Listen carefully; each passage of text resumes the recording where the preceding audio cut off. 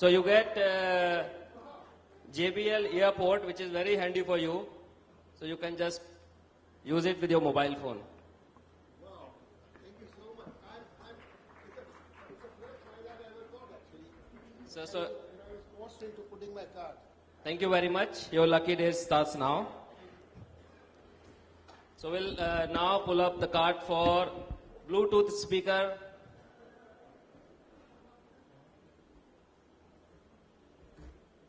Harish Chandra, Traver Turtle. I have not picked up this card. He's my friend. If he's not here, he will not get this award. Harish Chandra. Calling One more once. time. Harish Chandra. Calling once, calling twice. It's gone. He's saying he's not here.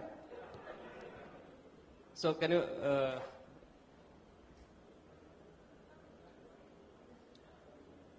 Mr. Himanshu Duvedi, Monkfort. Himanshu, please be quick. You know, getting your luck out of a couple of 100 cards is a big achievement. Congratulations.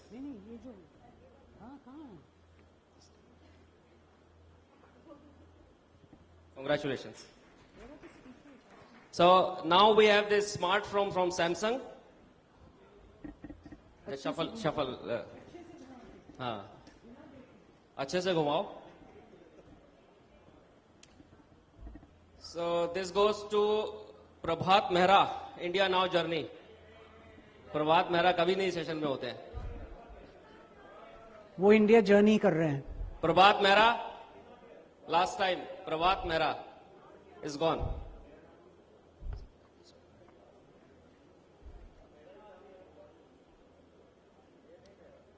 This is also my friend, Mr. Arora Katai. Mr. Arora Katai. So I will say 3 times. Mr. Arora Katai is gone.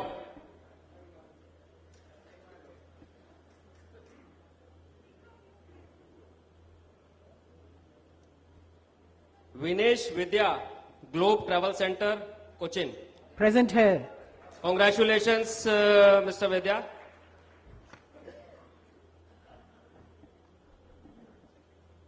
ताली एक तरफ से ही बजी. Thank you very much. We'll do this again. So please be in the session, and we have some great speakers. Listen to them.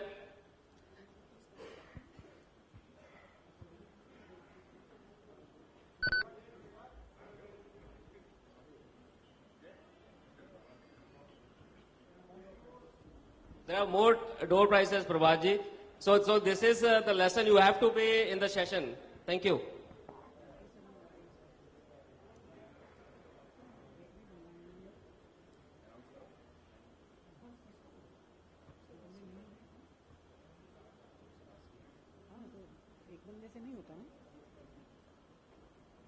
May I request those who are standing at the back to please move up? We've got lots of seats empty here.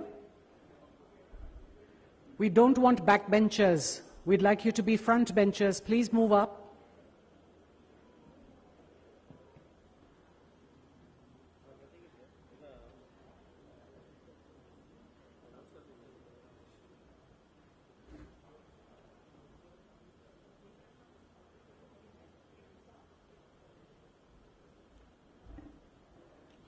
So welcome, ladies and gentlemen, to our session that looks at building relationships between hotels, looking at opportunities that are the opportunities in tourism in UP. And we've got as speakers Mr. Ashwini Kumar Pandey, Special Secretary, Government of UP, and the MD of Uttar Pradesh Tourism Development Corporation, Mr. Vishal Singh, Vice Chairman, Ayodhya Development Authority, Mr. Raj Singh, Chairman, Antara Luxury River Cruises, Ms. Eva Sharma, Additional PCCF and Chairperson, Ecotourism Cell, Government of Uttar Pradesh, and Dr. Rajiv Goyal, Founder, Solutions Unlimited.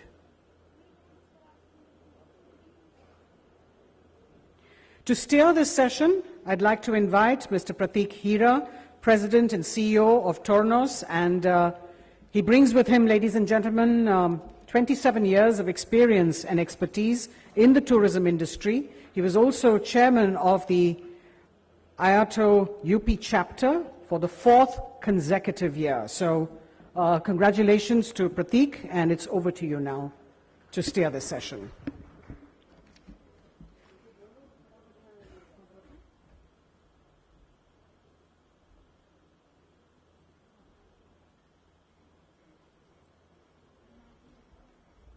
Can we have the mics working on the stage?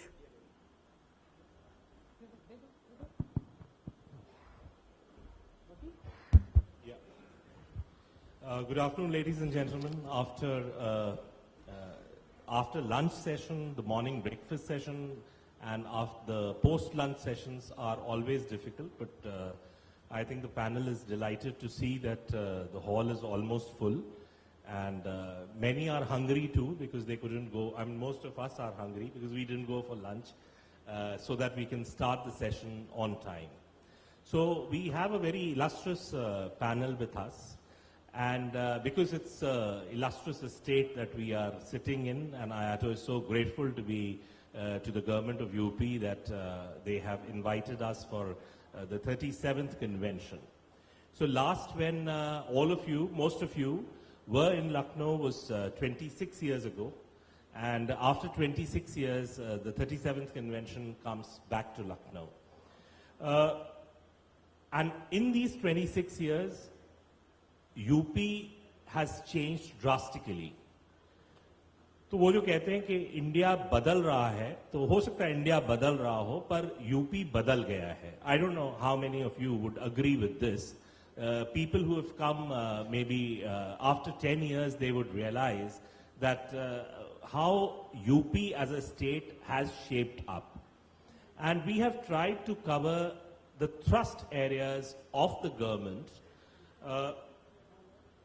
the spiritual tourism. I'm not calling it religious tourism knowingly, because the spirituality is much more, it's a larger canvas than religious. So I am referring to places like Varanasi, places like Ayodhya, Varanasi was always a super hit with foreign tourists when they had to see culture. But now we realize that Varanasi is surpassing its carrying capacity. So immediately we have another destination ready in UP, a state where gods were born. So you can imagine the intensity, the spirituality of the state that we are all sitting in. So that's one thrust area. Another thrust area that we have is wildlife and nature. So we were very depressed. We were very, very depressed when Uttar Pradesh was divided between, it became UP and Uttarakhand. We thought, oh, all is gone. The hills are gone, the forests are gone, the wildlife is gone. But then the forest department worked on it, is working on it still, and they are continuously giving you new wildlife areas, not just Dudhua. So Dudhua is of course one which is internationally known, and mind you, it is the real experience of a wildlife park which is wild in wild. So we have Eva Sharma from the Forest Department who will talk about this, and of course Vishal Singh, who is from Ayodhya. He is presently the chairman of the Ayodhya Development Authority, and all the development work that is going on in Ayodhya is being managed by him. And all the brickbats of, initially you have all the brickbats coming on you. Something similar happened when the Varanasi corridor was being built. It was really very difficult, and I guess you were also involved in that corridor. So knowingly and consciously, he was posted in Ayodhya to clear all the clutter, if I may say so, and which is being done. So, and then there is another area which is in focus for the government of UP and for the industry alike, which is alternative and experiential tourism. We have a man here who has converted transportation into attraction. So river transport or sea sea cruises were always there, but river was not seen, not even as a transport, frankly. At least in our generation, it was never seen as a transportation thing. But the government did realize the huge potential, the kind of riverfront development programs, and the kind of river life around the river. So we'll know more from Raj Singh, who is now is starting the longest river cruise is starting from Varanasi to Dibrugarh on the 10th. From Varanasi to Dibrugarh, the ship called Ganga Vilas, of course it's been in news, it will be the single longest river cruise in the world. But mind you, the ship, everything is made in India. वो हमारा है. सब चीज हमारी है. Crew भी सब हमारा ही है. कोई चीज बाहर से नहीं आई है. So that is what makes it so special, is that we are capable of making world-class things. I'll give it to you. And then हमारे साथ एक खाते पीते व्यक्ति भी है, देखिए दिख भी रहे हैं खाते पीते, Rajiv Goyal, who is a chef by passion and who runs food walks in different cities and organizes many gastronomy tours. And so this is a subject where tourists spend about 80% tourists, there's data, more than 80% rather, spend first understand the places to eat before choosing a destination. So it's a huge this thing. Or I don't know, yesterday how many of you liked the dinner here, because we were particular at Iato to get the original Galawat kebab from Tunde specifically.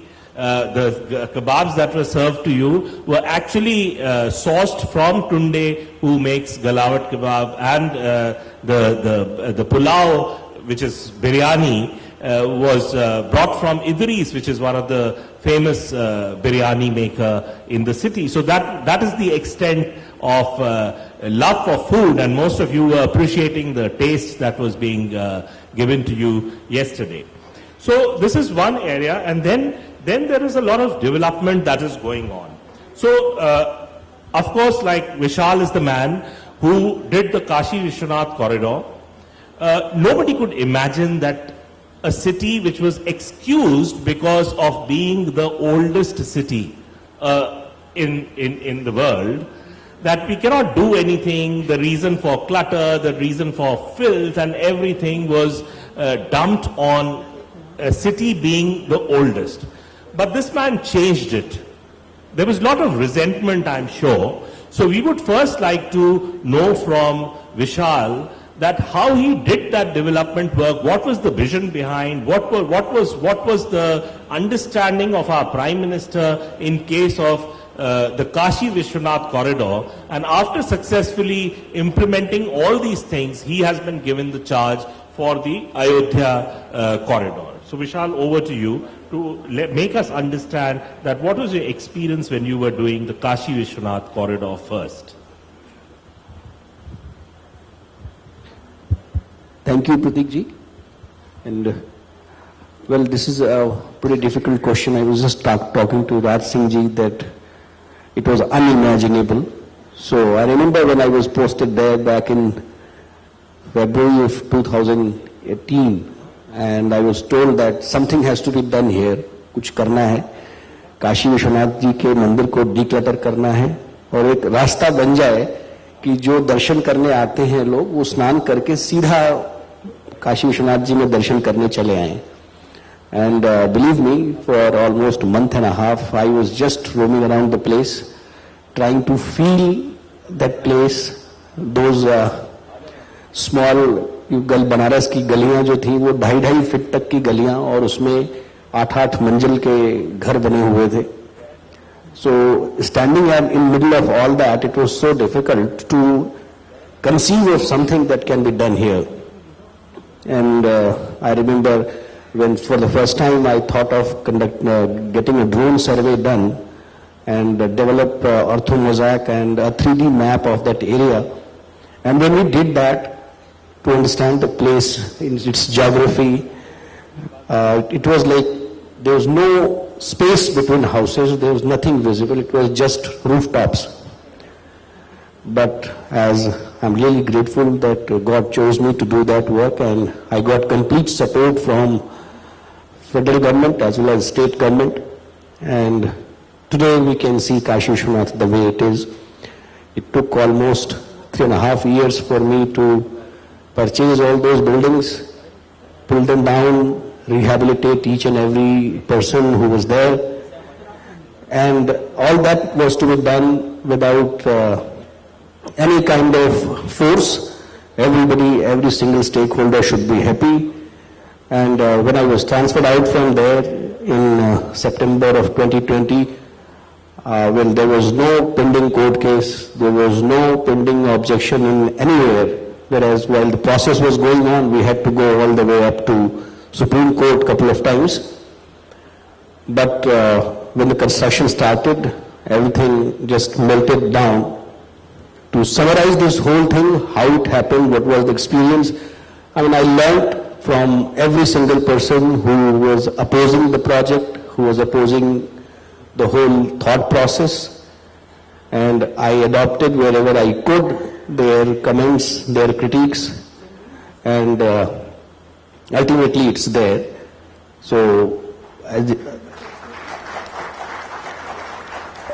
and when people ask me this question, it has been now quite some time that I come across, how did you do it types. So if I come to my true feelings, I feel I'm blessed. God just chose me to get that done. And it is not my doing, it is God's own doing. I'm not a very religious person, but yes, I'm deeply spiritual. So I feel it's God's doing that it has happened. And now assignment for Ayodhya. So I'm trying my level best to do whatever I can. And let's see what comes out of it. Thank you, Pratik. So 7.5, more, about 7.5 crores of tourists have visited. Yes, it broke all the record last year. In just 1 year. Yes. In just 1 year. So which is incredible. Thank you. So we will come back to you later for Ayodhya. And of course, I didn't introduce you to Ashwini Pandey, who's the Special Secretary and the Managing Director of UP State Development Corporation, with a purpose, because सब लोगों का मिश्रण ये है, तो ये इनको हम इनके पास लास्ट में आएंगे और जितने गिला शिकवे होंगे वो आपसे ही दूर करेंगे.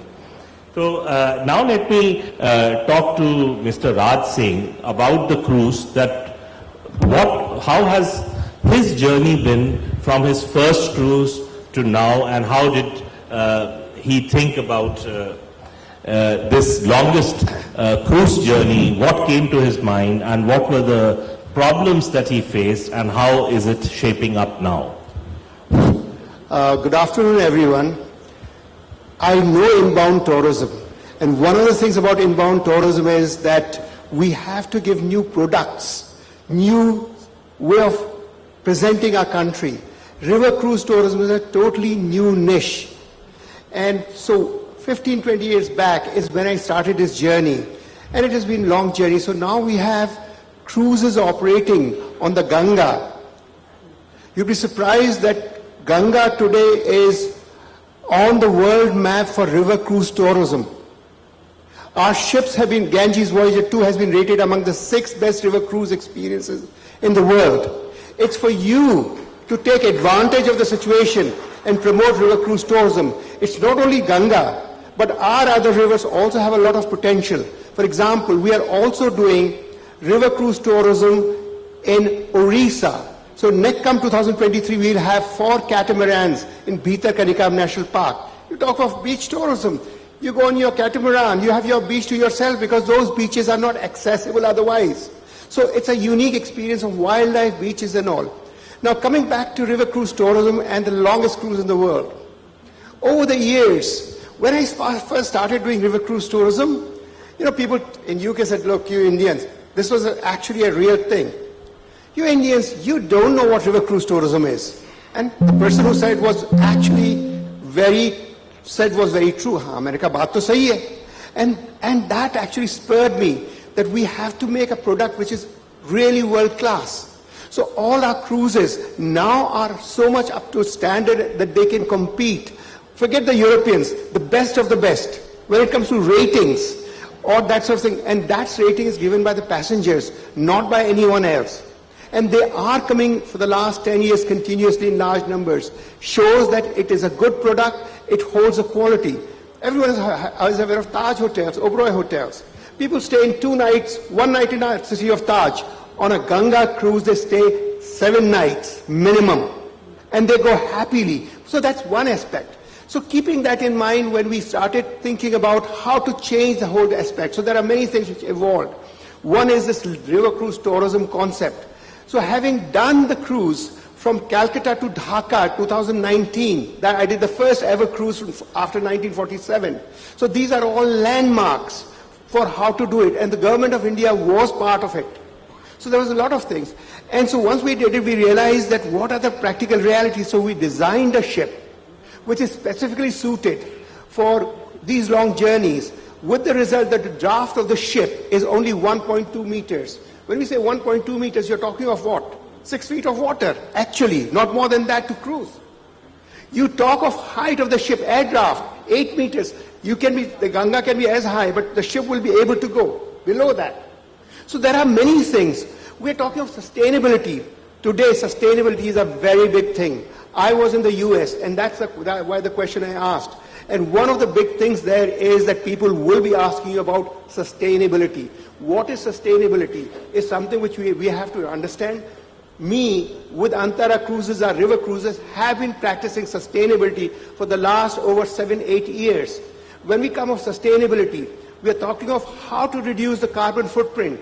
Do you know something? Once we leave Calcutta, at no place do we use any transport which has fossil fuels. That means all our guests are either going by electric rickshaws for sightseeing or they're walking, which also involves the local communities. I'm telling you one of the aspects.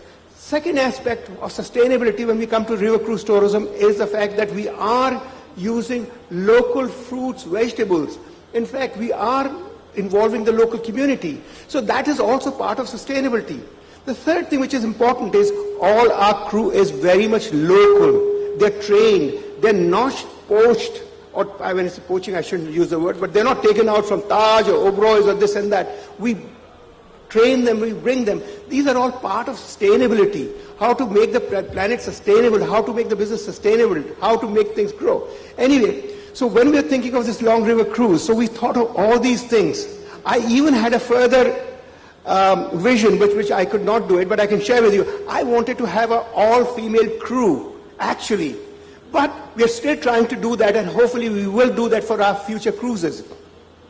So this is how this special ship has been designed. The thing about Ganga Vilas as a ship is it's been not only made in India, designed in India, its concept is very different from all the river cruises which you see in Europe or other one. It's been designed by people. It's not colonial.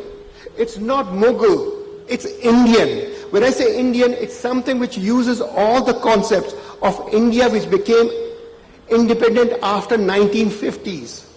So whether it is the furniture, whether it's the handmade tiles, everything is handmade. There are things from Varanasi. There are things from but everything is handmade. We have used our artisans. So those things also have, it's not only operating it, but how to make that. So that was the other thing.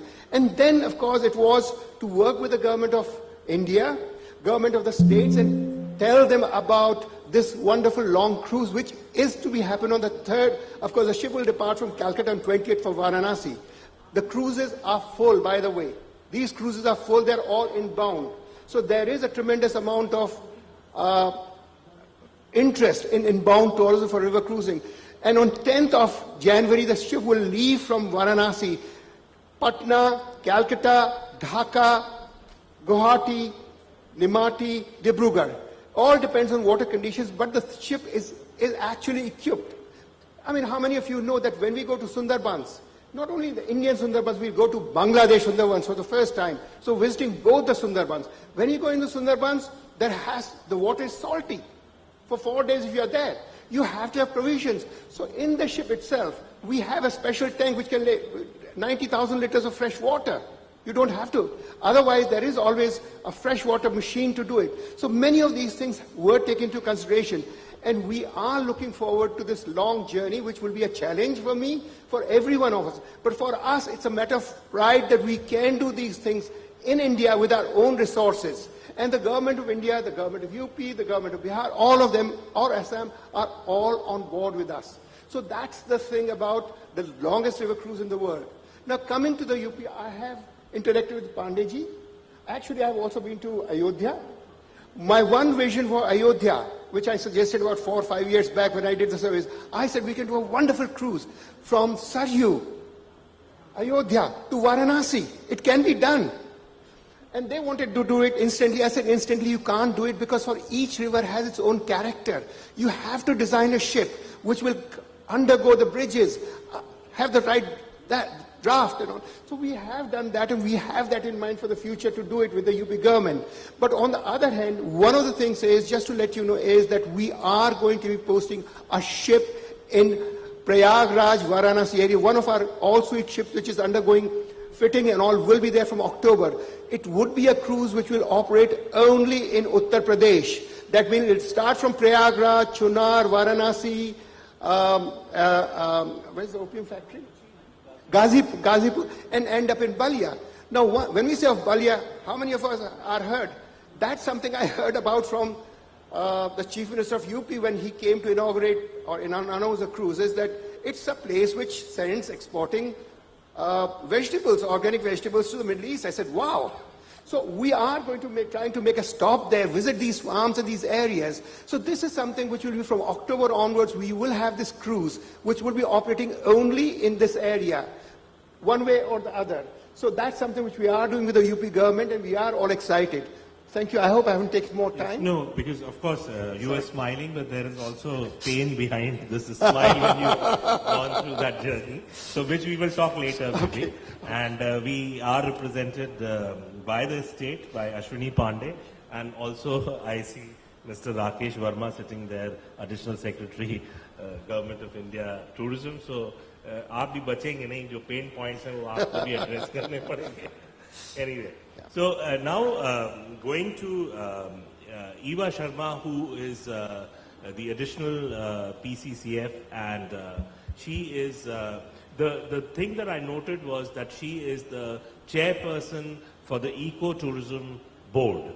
Now what is this Eco-Tourism? I always thought that forest and tourism are two departments that cannot go together. What has happened that what is this Eco-Tourism? So you have both the terms, forest and the tourism in it. So what is it? Can you elaborate on this? Thank you, Prateek ji. I hope I'm audible. Yeah, I'm audible? Yeah. Firstly, to showcase our ecotourism work, I'll request Mr. Gangotri, DLM Ecotourism, to present Coffee Table Book of Dudhwa National Park to all our esteemed guests on the dais. We also have the additional secretary from the Government of India, Mr. Rakesh Verma, so we can invite him also if you want to present some book or something. Bring all of them. Bring all of them. Aye, sir. Just 2 minutes we can do this. We'll present it to you.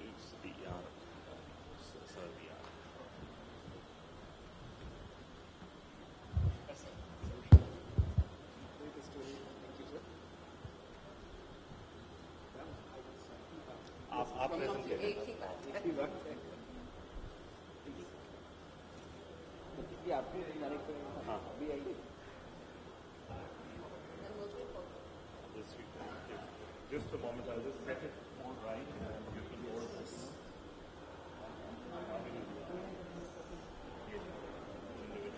This is better.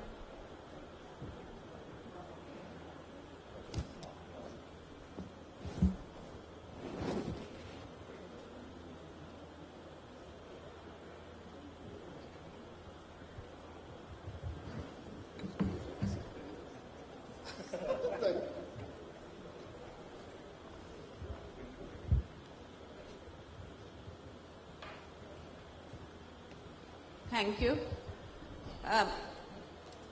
I'll now talk about ecotourism, what it is and how it is different from tourism. It is very confusing. People always associate tourism with ecotourism, but it's not. It's more or less similar, but with a difference. Ecotourism is responsible tourism in which we create an awareness for the conservation, for the preservation of biodiversity, conservation of the flora and fauna, and also the upliftment of the local communities by providing employment, generating employment in those areas. Coming to our state of Uttar Pradesh, in UP, ecotourism was started in the year 2014 in just 2 districts, Lakhimpur Kheri and Bahraich. Lakhimpur Kheri in Dudhwa National Park and Bahraich Katarnia Ghat Wildlife Sanctuary. The influx of visitors was very meager in the sense that in 1 year we got a maximum of 450 to 500 visitors. The revenue generation was very less. But by the time we had it for 3-4 years, the response started coming and we were motivated to open another ecotourism area for the visitors, and that was Pilibhit Tiger Reserve in the year 2017. Pre-COVID, the response was very good. The influx of visitors was very nice. The revenue generation also crossed more than 2 crore rupees. But COVID had an adverse impact on tourism, and so was the case with ecotourism. Gradually we have started to pick up, and we are hopeful that in the coming days ecotourism will get a good boost. In 2014, the state government enacted the UP ecotourism policy, in which ecotourism was to be practiced in a circuit approach. Like I said, to provide livelihood to the local community, for employment generation and the upliftment of the people also, plus environment regeneration was also in the policy. In 2022, the UP Tourism Department had the UP Ecotourism Development Board enacted, and the Forest Department is committed to work in tandem with UP Tourism Department towards the implementation of ecotourism activities. In ecotourism, we have divided our sectors into 9 wildlife sectors, or we call them circuits, and 38 ecotourism destinations. In the Tarai Tiger Circuit, like I said earlier, we have Dudhwa National Park, Katarnia Ghat Wildlife Sanctuary, Pilibhit Tiger Reserve and Kishanpur Sanctuary. Ecotourism is already flourishing in these sectors. Then we have the Western Wildlife Circuit, in which Amangarh Tiger Reserve is there. Amangarh Tiger Reserve happens to be in Bijnor district. This year, from 15th of November, we have started Jeep Safari in Amangarh. Morning and evening, Jeep Safari has been started. Amangarh Tiger Reserve happens to be the buffer of Corbett National Park. And a very good place. On the 15th of November, which happens to be the start of ecotourism season, we started ecotourism at several other places apart from the earlier three that I listed. One is Amangarh, second is Sohagi Barwa Wildlife Sanctuary, and this is in Maharajganj district. Here too, we have started with the Jeep Safari. In Amangarh and Sohagi Barwa, we are thinking of stay facility also, but presently we have just started with the Jeep Safari. Similarly, we started Jeep Safari in Lakhimpur Kheri also, very nice tiger sighting area, that is Mohammadi Forest. And we are hopeful that we'll be able to invite visitors there. I would like to share with you that in Chitrakoot, we have started, in fact, it is in a proposal, and hopefully in 2023 we'll be able to get a glass skywalk constructed on Tulsi waterfall, which happens to be in Chitrakoot, and it should be constructed in 2023, and it is on the pattern of what we have in Rajgir, Bihar. And apart from the glass skywalk, there will be a rock garden, an interpretation center, medicinal plants, and cactus garden, and many other things. Hopefully, that will be a very good ecotourism spot. Chitrakoot, as it is a good ecotourism destination and tourism destination also. And then, a very few kilometers away from Varanasi, in Chandoli district, we have Rajdari and Devdari waterfalls. Extremely beautiful waterfalls, but private people were carrying out ecotourism, and we are also thinking on their lines and trying to associate them in starting ecotourism in Rajdari, Devdari. There's Orva Tand waterfall a little ahead.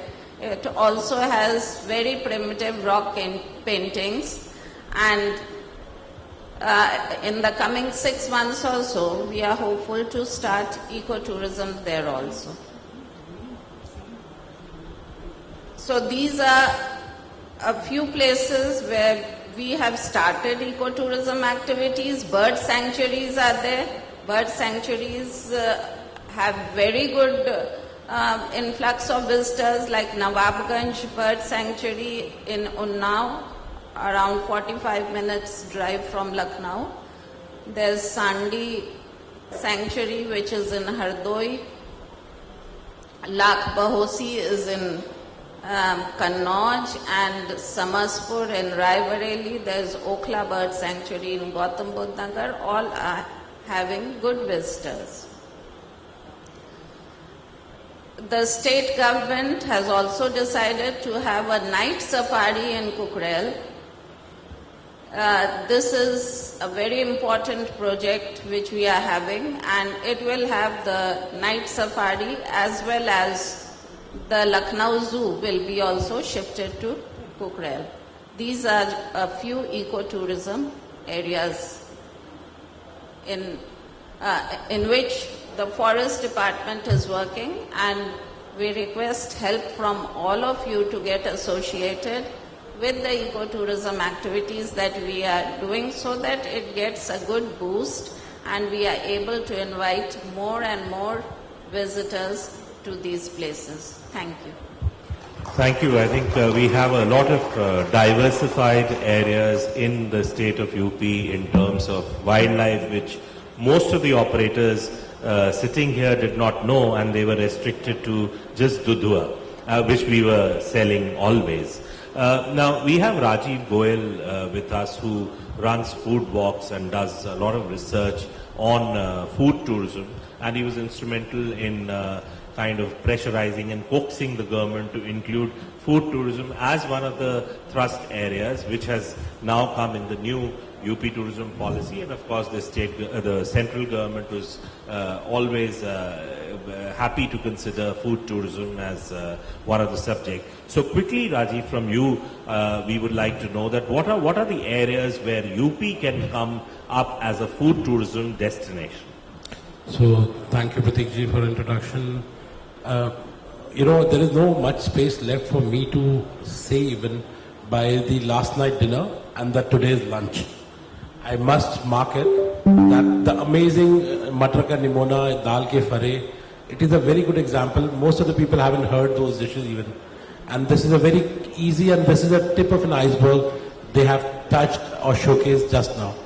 We can imagine, I'm sure the complete hall is waiting after this event. They will either visit or already visited Kababi, Tunde Kababi or Biryani Guy or anywhere. And this is how we see India. I'm an inbound tour operator, and I've been just operating in food tour from last 11 years. And I must mark here that, we are our own enemies. आज हम जब operate करते हैं सबसे पहले बोलते हैं कि भाई इसको यहाँ नहीं खिलाना, उसको वहाँ नहीं खिलाना. अगर इतना ही खराब होता हमारा खाना तो we wouldn't have grown up to 1.2 billion people. हम इतने लोग, इतनी जनसंख्या नहीं बढ़ पाती इतना अगर हमारा खाना खराब होता किसी के लिए. The biggest gap we are assuming is that we are not educated enough in terms of food. That is the primary thing. और मेरे हिसाब से तो food tourism is a common backbone. अगर हो सकता है कि आप किसी शहर जा रहे हैं, साइट सीइंग करे ना करे, 3 बार आपको खाना खाना ही पड़ेगा. तो 5 दिन अगर आप कहीं घूमने जा रहे हैं, 15 बार खाना खाओगे. आप कैलकुलेट कर लीजिए, it is the highest done activity in through out tour. कोई भी टूर ऑपरेटर इस बात से डिनाई नहीं कर सकता. बट वाई एंड यूपी ऐसी जगह है कि आप तो हर district one food one can enjoy it. मैंने तो 2 एग्जाम्पल दिए. कल आपने गलावटी कबाब खाया, आज हमने दोपहर में मटर का निमोना खाया और दाल के फरे खाया. And you gonna be here for another 2 days. So I am sure you gonna experience such a different menu and understand की how diverse this culture is.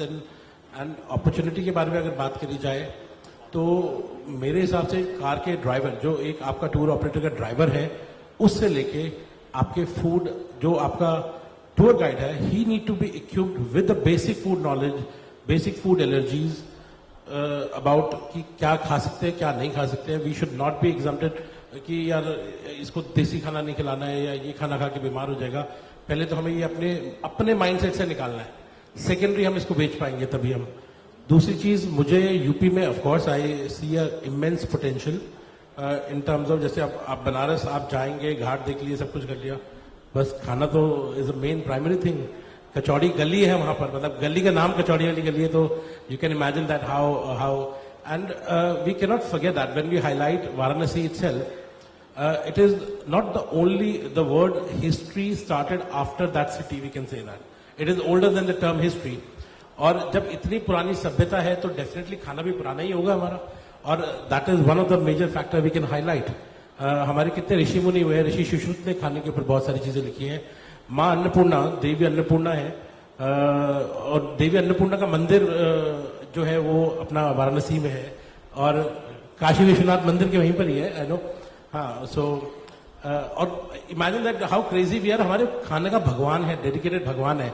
खिचड़ी वाले बाबा है वहां पर, एक वो खिचड़ी बनती है. सो हमारे यहाँ तो खाना मरने से लेके, मरने का मेन्यू अलग है और जीने का मेन्यू अलग है. कि आपके घर में बच्चा हुआ है तो उसका मेन्यू अलग मिलेगा आपको, और आपके घर में बच्चा हुआ है तो उसका मेन्यू अलग है आपका. तो how focus we are about the food और how food centric we are. But हम इसको, okay, I don't mind music.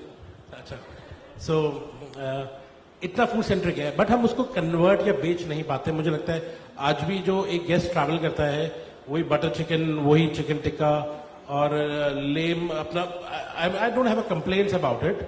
और वो भी ढंग से नहीं खिलाते हैं. We have a specific restaurants कि भाई इसी रेस्टोरेंट पे जाना है, यही खाना खाना है, वही टिपिकल मेन्यू खाना है. और वो लिटरली आई सी कि गोरा पागल हो जाता है, भाई कितनी बार मैं बटर चिकन खा लूंगा एक ट्रिप में. If I am coming to UP I should taste UP food. If I am travelling, और यूपी में भी स्पेसिफिकली मैं बात कर रहा हूँ. आज हमने 2 नॉनवेज डिश थी यहाँ पर आज, और दोनों ही अमेजिंग थी. और आई कैन गारंटी किसी ने नहीं खा रखा होगा, जो यूपी से नहीं है उसने भी नहीं खा रखा होगा ये खाना. तो I see as a immense potential and really looking forward कल मिस्टर महेश्वरम ने भी इस बात को हाईलाइट करा कि they want and they are actively, I must mark, अभी जीआई टैग के बारे में एग्जांपल के तौर पे बात करता हूं मैं. हम सब जानते हैं पार्मेजान चीज के बारे में. I guess most of us know parmesan cheese, but parmesan cheese एक जगह के नाम पर चीज बना हुआ है, पार्मा के नाम पर. It's a GI tag product. अब आप कहोगे कि खाने से टूरिज्म का क्या लेना, मतलब you cannot imagine the number of visitors they receive in Parma just to taste the cheese. Just to taste the cheese. आज हमारे पास जीआई टैग 400 तकरीबन है हमारे इंडिया में टोटल, अभी 400 से कम ही है, और विद इन दैट 400 में से भी 60% हमारे टेक्सटाइल और हैंडीक्राफ्ट के हैं. Can you imagine? इतनी बड़ी कंट्री, इतना डाइवर्स कल्चर, इतने सारे फूड आइटम है हमारे पास में. अगर हम एक खाना पकड़ के बैठेंगे तो हम 1000 जीआई टैग करा सकते. इटली जैसी छोटी सी कंट्री के पास 1600 जीआई टैग है. इमेजिन, छोटी सी कंट्री के पास 1600 GI tag. Champagne is just a sparkling wine, but जो शैंपेन शहर में नहीं बनी, it will be not be counted as champagne. आज हम बात कर रहे हैं एग्जाम्पल के तौर पर, लखनऊ में इतने सारे प्रोडक्ट है जो हमें जीआई टैग कराने चाहिए, and we will do it. We spoke about it. At the same time आज की डेट में खाली 2 जीआई टैग प्रोडक्ट है पूरे यूपी में, जिसमें से एक चावल है और एक मेरे ख्याल से पान है. सिर्फ 2 जीआई टैग प्रोडक्ट है, तो वो भी थोड़ा सा लिमिट हो जाता है. बट आई एम श्योर आने वाले समय में हम बहुत सारी चीजें देखेंगे which are native to UP, and specifically will try to built up the product on GI tag. Because हम जब बात करते हैं जीआई टैग की, तो we take this thing globally. ये आपको इसी शहर में इसी जगह पर मिलेगा. That is more pin pointed marketing tool for our tour operators कि यार वहां जाओगे तो आगरा का पेठा, फॉर एग्जाम्पल, हम किसी को भी पकड़ के पूछेंगे यहाँ पर, तो उसके पास में हर शहर की एक लिस्ट होगी कि यहाँ जाओगे तो ये जरूर खाना है. हम अपने लिए लिस्ट इंप्लीमेंट करते हैं, बट अपने टूरिज्म के लिए हम उसको प्रमोट नहीं करते. So that is something I would say कि we should start doing that now. I think it's a very interesting topic, and I must give you credit for introducing me to the local liquor of Rajasthan, and thank you for the bottles that you sent. And I heard UP में कोई wine is brewing, somebody is brewing wine. Yes. So and they have in the excise they have a complete policy where they are wanting to encourage the people to come into UP and make these wines from different fruits, and even mango they are trying. So there's a lot of work going on in this state of UP, but yes, very interesting.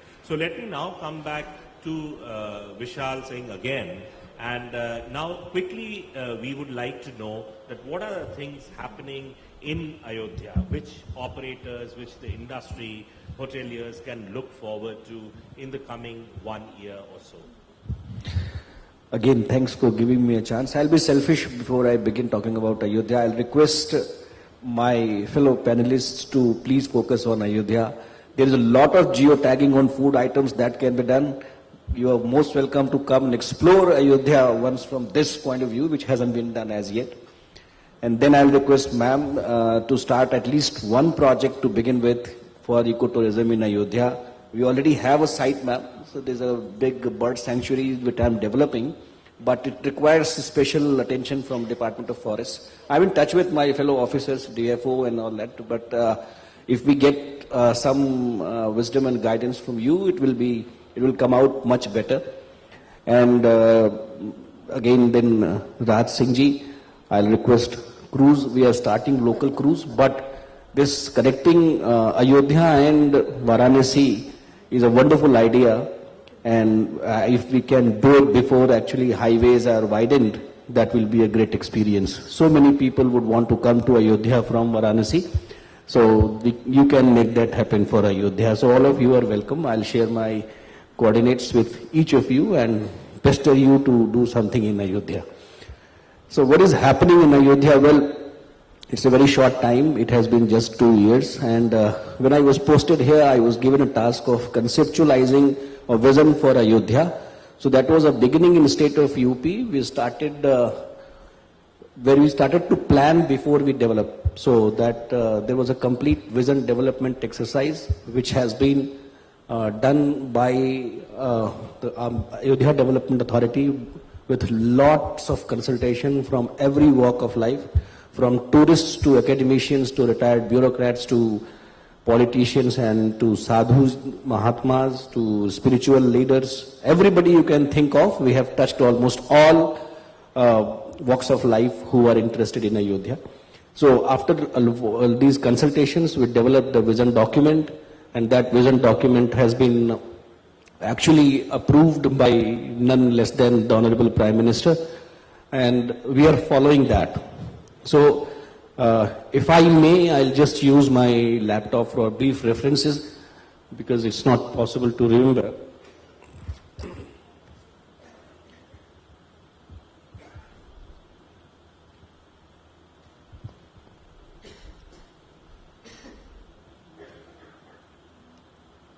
So while it's getting switched on, we, in the vision document itself, Honorable Prime Minister said that we should try and make Ayodhya global spiritual capital of the world.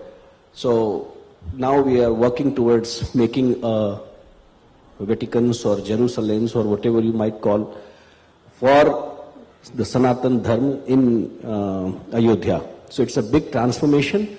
Ayodhya is a very small, forgotten kind of town a few years back, and now we have to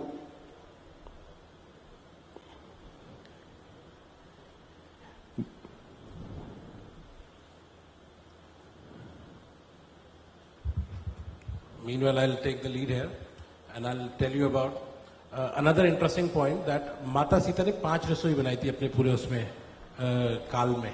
तो उनमें से 2 रसोई मेरे ख्याल से UP में पड़ती हैं, 2 माता रसोई. So that can be also a food tourism destination. So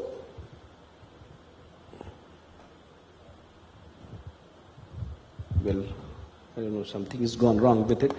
So we are trying to focus on to develop this city as a global spiritual tourism capital. Global spiritual capital, we are trying to focus on 3 aspects for the city development. There are 3 goals. One is to make it a sustainable and smart city, because we have to use technology for various developmental aspects. And then we have to make it a global tourism hub. So we are focusing on various activities to promote tourism, diversified tourism, not only religious or spiritual tourism, but also all various facets of tourism as we have just discussed. That is another aspect. And we are also trying to make it a sustainable city. As my fellow panelist Raj Singh ji said, it's an inclusive plan. We are not leaving behind those who are residing in Ayodhya. We are focusing big time on education. We are focusing big time on skill development, employability, reskilling, industry associations, everything. So we are planning on that also. And I think we have touched almost all the aspects, be it healthcare or medical tourism. We are trying to develop Vedic universities to Vedic Ayurvedic centers. We have already tied up with a lot of people out there, and the work has also started. We are also trying to work and very diligently with Department of Tourism, and Ashwini, my colleague, he is aware of what all is going on in Ayodhya. So we are trying to remodel, rebuild various historical and religious sites which have somehow become dilapidated over a period of time and lack public amenities. So we are trying to bring back all those religious and spiritual sites across Panchakosi, 14 Kosi and 84 Kosi. This is the only tourist, Tirth in Saptapuris where we have 3 parikramas, and these parikramas are basically concentric circles.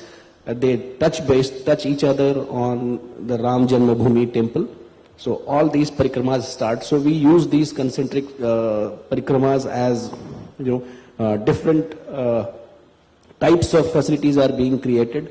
Within Panchkosi, it is a strictly religious tourism, and we are focusing on providing amenities and expectations that people might have from a religious point of view.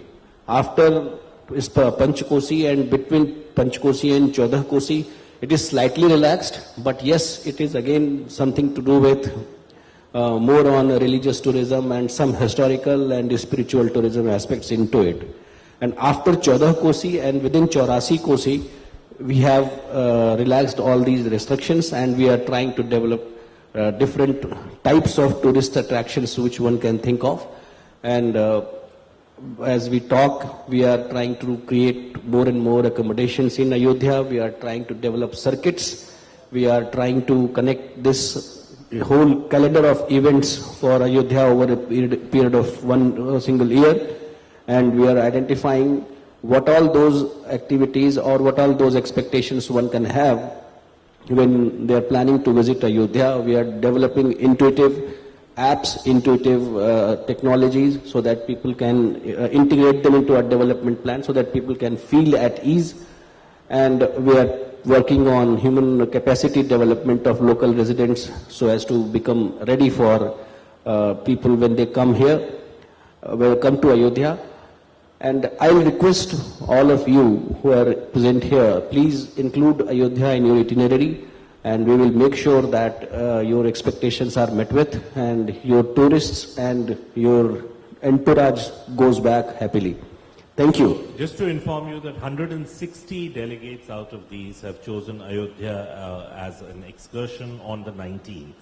So Sure. half of them go further to Varanasi, and half of them come back to Lucknow as a post-convention tour. Wonderful. And this was the tour that got full first among all the tours that we were offering. So that's a great Right. thing for us in UP. Thank you. I mean, I'm like not able to access my No, it's presentation, okay. I think, but let me tell you, to visit a city where it is made is one experience, but to visit a city where it is being made in the transition period, that's what you are going to see in Ayodhya. And I mean, as we keep saying, it is 75th anniversary of the country also in terms of freedom. I can assure that you will have that, get that faith that yes, Ayodhya is on the right path. And we also expect to get more and more inputs from you, feedback from you, that where do I need to change my course to make it better. And it's a privilege for all of us to see Ayodhya in the making, because then Yes. later on everybody will see. So there's a word that I have coined. While I was in Varanasi, I gave a slogan, punchline, that Badalta Banaras. और उसके बाद then जब मंदिर inaugurate हो गया, so we said बदल गया Banaras. And in Ayodhya, the word that I've coined is Savarti Ayodhya. Or I think in very soon you will see that Samar gaya Ayodhya. Hope it happens. Great. So just let me quickly come back to Mr. Raj Singh with 1 minute pain points that you have gone through the state government and through the center when coming up with your project. Very quickly. Okay. Planning a trip, which is going to be the longest river cruise, is not initially the main. People did not even understand the concept. To have the concept accepted, who's going to come? It's like Ganga, when we started the first cruising. Who's going to come in Ganga? There's no water. There are bodies floating. There's so much of negativity. That's what you have to fight first. So anyway, the first challenge was that. Having done that and going through that, there are many challenges. And when we are going to be operating, we are in touch with the central government, Ministry of Shipping, who have been very, very supportive, as well as state governments. The challenge for operating cruises in Ganga is that between Patna and Varanasi, there are 10 pontoon bridges, Pipa Pul. Those bridges have to be open when a ship has to pass. Now, of course, everyone is aware of it. So each pull, each bridge, each thing, if it takes 2 hours, you're taking off 20 hours. So there are these challenges, and the state is aware of it, and we will be able to hopefully overcome that. Our other challenges in cruise infrastructure. I may tell you, river cruise tourism is not even mentioned in the Government of India literature. They need to at least put it that this is an activity which is there. I've been trying to get it done for the last few years, but I have not been successful. So I am requesting the Honorable Sir, who's here, to try to ensure that river cruise tourism, especially the Ganga, Brahmaputra, where we are on the river map, should be made as like any other thing, That's my humble request. So besides that is the basic infrastructure actually does not exist. When I say basic infrastructure, we are talking of where the people will get off, get on. Yes, the states are working on it, the central government is working on it, and we hope But you know how we Indians are, हम कुछ ना कुछ जुगाड़ कर ही लेते हैं, जुगाड़ू हैं तो कर लेंगे और करते आए हैं, पर जो प्रॉपर इंटरनेशनल स्टैंडर्ड से होना चाहिए वो नहीं है, बन रहा है, समय लगेगा, but we have to live with it and move forward. So that's our next challenge. Our third challenge is, which is also there, is of course there are many challenges, but I'm telling you main one is of course that these are cruises going for the first time. These will be inter-country cruises because we go through Bangladesh, through Sundarbans. The other would be go through immigrations and customs. Those facilities, of course, do not actually exist. They are there in the SOPs and all. So it has been clarified by the Ministry of Shipping and the Ministry of Home have done that. And I would request again the Ministry of Tourism to be part of these unique projects. I'm not asking for any aid or anything, just to be aware of it, that we are doing these things which are world class, which are in the, if you see the world literature today, Ganga Vilas, you see on the YouTube, it's tuning. The day Yogi Ji announced that this cruise would operate, it was, I mean, I'm not a techie person, but I was told it's trending as top on the Google news item. So you can imagine the importance of things like that for tourism, and especially for inbound tourism. Inbound, ye cheezein, yes, domestic ke liye bhi hai. I'm not saying that domestic tourism for river cruising is very limited to 1 night or 2 nights maximum. We have done that during COVID. For international, for inbound, this is a cash cow. Depends on how you can cash it. Because it's 7 nights, 14 nights. There is much more you are going to make than you make in a hotel, actually. So it's a good thing. So these are some of the challenges. Talking of Vishal Singh ji ko maine suna, I'll just suggest something to him. You are also sitting on something which is very unique in Ayodhya. I surveyed that river. From Ayodhya to Upar jane ke liye, the river water there is pristine. There is a very good population of Gangetic dolphins in that area. So that area can be a protected area and developed as a boat ride for a Gangetic river dolphins, as well as migrant birds, because I did see that time. Were there. So besides religious tour is there. People come see the, फिर क्या करें? चलो, अगर उनको रहना है कि चलो boat cruise पे जाते हैं, what are we going to see? We are going to see dolphins, we are going to see birds. So there are a lot of these potentials which are there, and by protecting that, we can keep our rivers clean. Important things clean. तो इसीलिए ये है कि हमारे जहाजों में भी, हमारे STP plant, there's nothing we discharge in the rivers. We have got oil separators. सब चीज जो है according to international standards. So there are challenges, and hopefully we will overcome them, and you will hear about it. Thank you. Sorry. Yeah, thank you. So now let us go finally to our Dukh Harta, Ashwini Pandey, who is the Special Secretary and the Managing Director of UP STDC, and he's the man who has come up with his team and his seniors with a wonderful UP tourism policy for which we saw the presentation earlier today, which was given by Mr. Mukesh Kumar Meshram. Now, what are the key points in terms of especially the experiential tourism, where we have food tourism, we have forest, we have spiritual tourism, religious tourism. So what are those key points that you would like to highlight, and how you are seeing all these being addressed by your Department of Tourism? Thank you, Pratik. And first of all, I would like to welcome all the Iato delegates here, and it's a privilege for the state of UP to host you in the city of Lucknow. And as we have been having discussions that there are immense possibilities in the state of UP, be it spiritual or religious tourism. We are land of Lord Rama, Buddha, Krishna, Shiva. We have Jain Tirthankars here. We have enormous potential in ecotourism, experiential tourism. And in last 4 to 5 years, we have seen that the infrastructure development taken up by the government has addressed to the connectivity issue to some extent. We have 6 major operating expressways and 2 proposed expressways, 2 under construction expressways. So, and in addition to that, we also have 3 international airports, 6 domestic airports, 7 proposed airports. So connectivity is somehow taken care of. One other issue that we see is that a lot of inbound tourists, that we need to develop the facilities for them. be it accommodation, be it public amenities, be it restaurants, be it the services that they need, be it the product that they want to take back. So for all that we have addressed in our policy, we have made it very liberal in terms of attracting more and more investment to our state.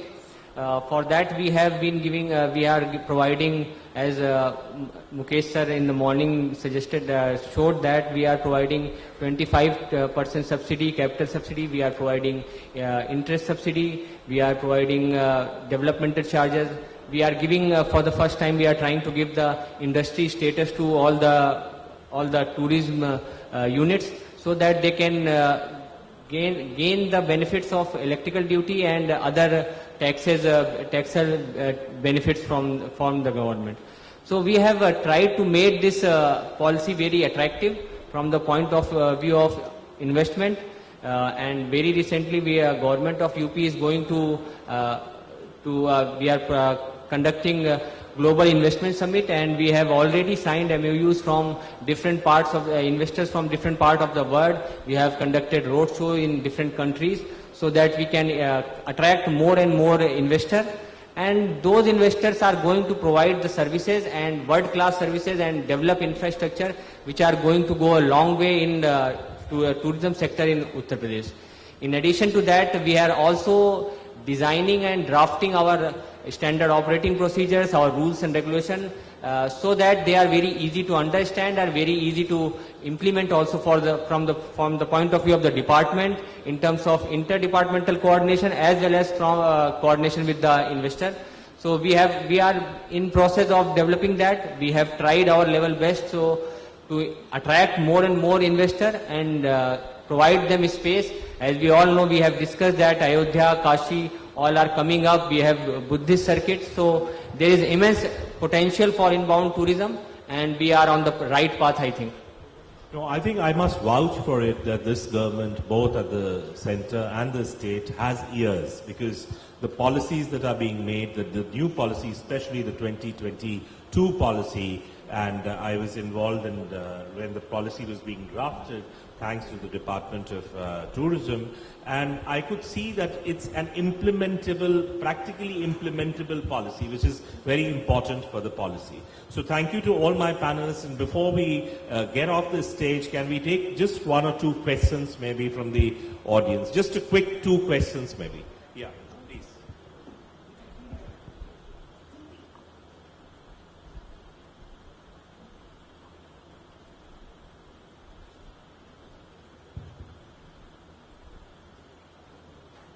Hi sir, I'm Sunit Kothari from Mumbai. So just keep the mic closer. Yeah. We've been hearing all these great products that UP Tourism has been showcasing. There's one thing that is missing, which I feel is the perfumery. You see, perfumery is a big business in France, and they invite tourists to visit their factories where they charge a minimum of 35 euros per person. You know, so that comes to about almost, you could say 3,000 rupees a person. Now, since you have Kannauj, which is the perfumery capital of India, why not also showcase that city on your tourist map, and also have smart brochures and digital banners on that? And sir, for Mr. Singh, just one observation, sir. We would like you to come to Aurangabad and also do one Kailash Krishneshwar corridor there. We would like to have your expertise on the panel and advise the government of Maharashtra. We've been writing to them, but since you are a living example of how, against all odds and challenges, you've delivered superb results, so we'd like to invite you there. Gujarat model के बाद UP model का copy होगा हर state Yes, में, absolutely. I think very soon. And Yeah, sir, for good you news. also, sir, why don't you explore in Maharashtra the Godavari river cruises from Nasik to Aurangabad and beyond? Make a pilot study. There's a living example of your Ganga cruises. So why not have something Godavari cruises in Maharashtra also, sir?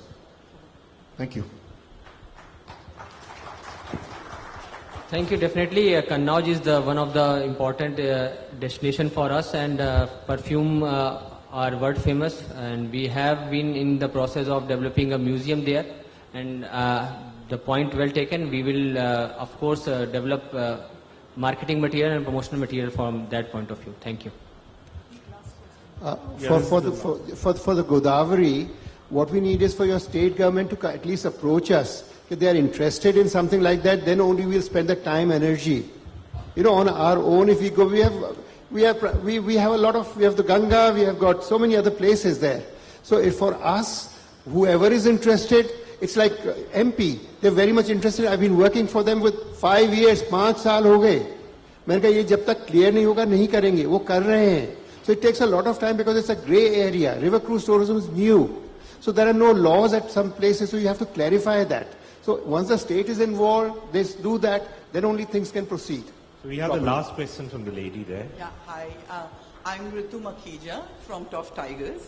And it's great to know the kind of development which is happening in UP, and that's considering that there's been an ecotourism board which was set up in 2014. So amazing, and with the progress which the Ayodhya has had. My only question is any action or any policy being put in place for carrying capacity? Because that's one of the problems which kind of always, pulls India down in terms of over-tourism which starts to happen. So is there any thoughts which have been gone towards that? Yeah, I would like to tell that in our national parks, for example, Dudhwa National Park, we have a management plan. It is called Tiger Conservation Plan. In that we have the carrying capacity of the park, how much is the carrying capacity, they have calculated it, and accordingly we register the vehicles to enter inside the park. We don't allow too many vehicles to be registered. The field director of Dudhwa National Park or any other tiger reserve, he allows only that much vehicles for jeep safari as prescribed in the Tiger Conservation Plan. Yeah, I'm sure that's great, but is there any further in Ayodhya? Are we having in that? I mean, safaris we generally can manage and we can control, but anything happening in Ayodhya towards that? Yes, ma'am. Actually, as I said, that we have done envisioning exercise first. So we are planning Ayodhya for 2047 already, and roads and infrastructure is going to be made according to that. But the core city, the Ram Court, the place where Lord Rama was born, that is something which is ancient, and we don't want to disturb that as such. So we are trying to just maintain it, build it back. But carrying capacity for that place has to be limited. So we'll be controlling the whole circulation plan. We are developing circulation plan for the city. We have already done 3D modeling. We are developing LOD 2.5, LOD 3, LOD 3.5, LOD 4. So as to understand how, and then project it into the future. And we are trying to create that, but that is possible only for what is being done afresh. Those things which we are getting as legacy, there's nothing much that we can do. But having said that, we are also planning on, since we are planning on diversification of tourism, and we are trying to distribute places of interest, we are trying to create specific circuits, and we are trying to make a schedule when people want to do heritage walk or when people want to go for, let's say, ecotourism, as ma'am said. We are trying to link that Ayodhya also to different places of interest around, depending upon the themes.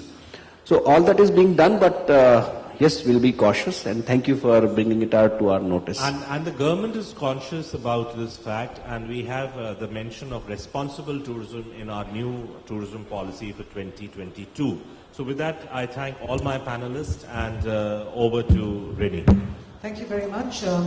May I request our panelists to just remain on stage for a minute or so. We have little tokens of appreciation that we'd like Pratik to please do us the honors of presenting to our speakers. Mr. Pandey, Mr. Singh, Ms. Sharma, Mr. Raj Singh, and Dr. Goyal. Thank you very much. A quick photograph with all of you, and then we're on to our next session.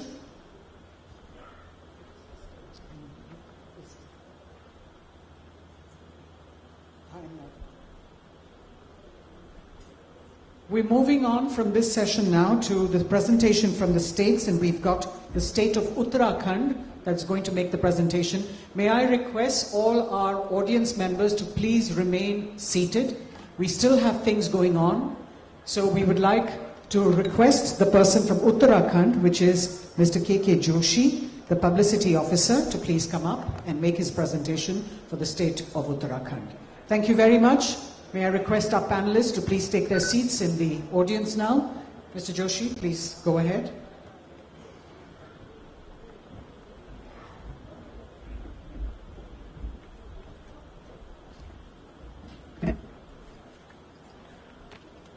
I request to run that film of Uttarakhand.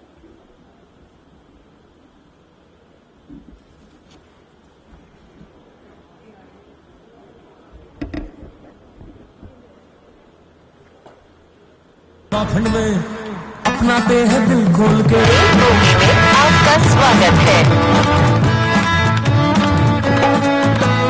दिल को यहाँ आने से कैसे कोई रोके, कदमों को यहाँ बढ़ने से कैसे टोके।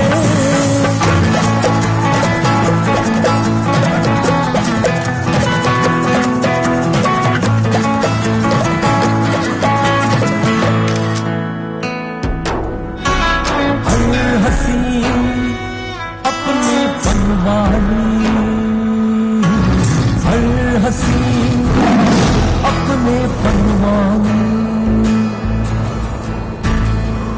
आज उत्तराखंड में अपनाते हैं दिल खोल के।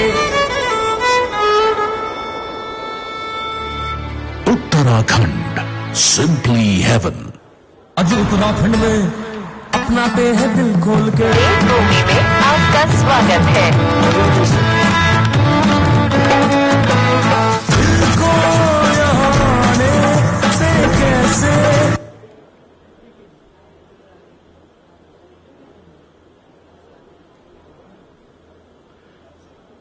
प्रेजेंटेशन प्लीज स्टार्ट कीजिएगा। ये धरती गोल घूम रही है, चांद, सूरज, तारे सब गोल गोल घूम रहे हैं और पूरा ब्रह्मांड गोल घूम रहा है। कोई नहीं जानता कि इन्हें कौन घुमा रहा है, मगर एक बात मैं दावे के साथ कह सकता हूं कि वो जो भी होगा, हो ना हो कोई टूर ऑपरेटर होगा। तो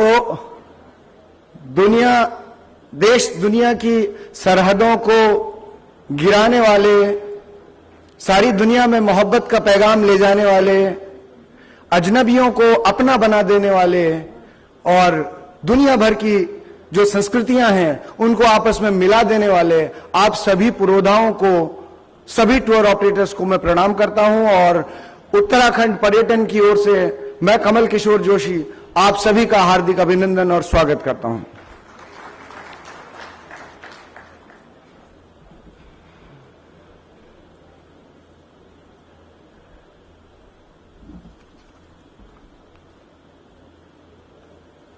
ये शायद तस्वीर चल नहीं पा रही।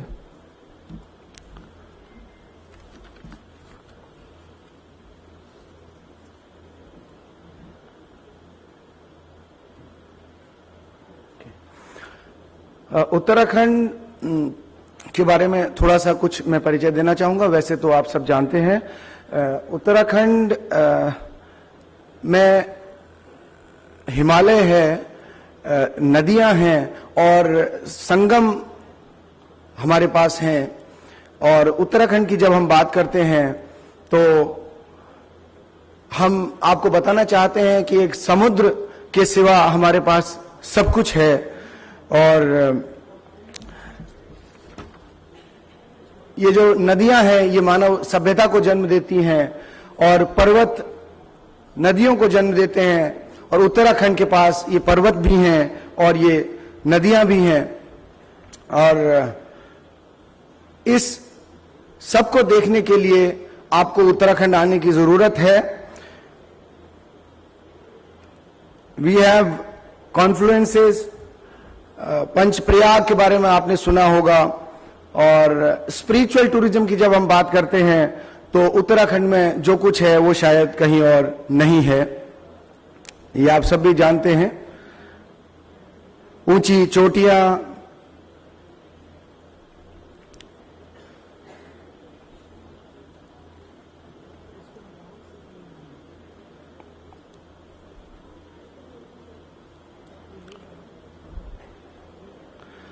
मानव यदि उत्सव न मनाता तो शायद पत्थर होता। ये उत्सव ही हैं जो हमें एक करते हैं, जो आपस में मिलाते हैं। और ये उत्सव आज से कुछ वर्ष पहले जो है ना, इन्हें मेला कहा जाता था और इन मेलों में ही इंसान एक दूसरे से मिला करता था। और यही पर्यटन का जो पहला और सबसे बड़ा स्तंभ बाद में जाकर के बने, ये वो मेले हैं जिन्होंने हमारी ऐतिहासिक धरोहरों को जीवित रखा है। तो a lot of festivals we have, and particularly nature loving festivals in Uttarakhand, Harela, Fuldehi, Bissu, Mon, and many more are there.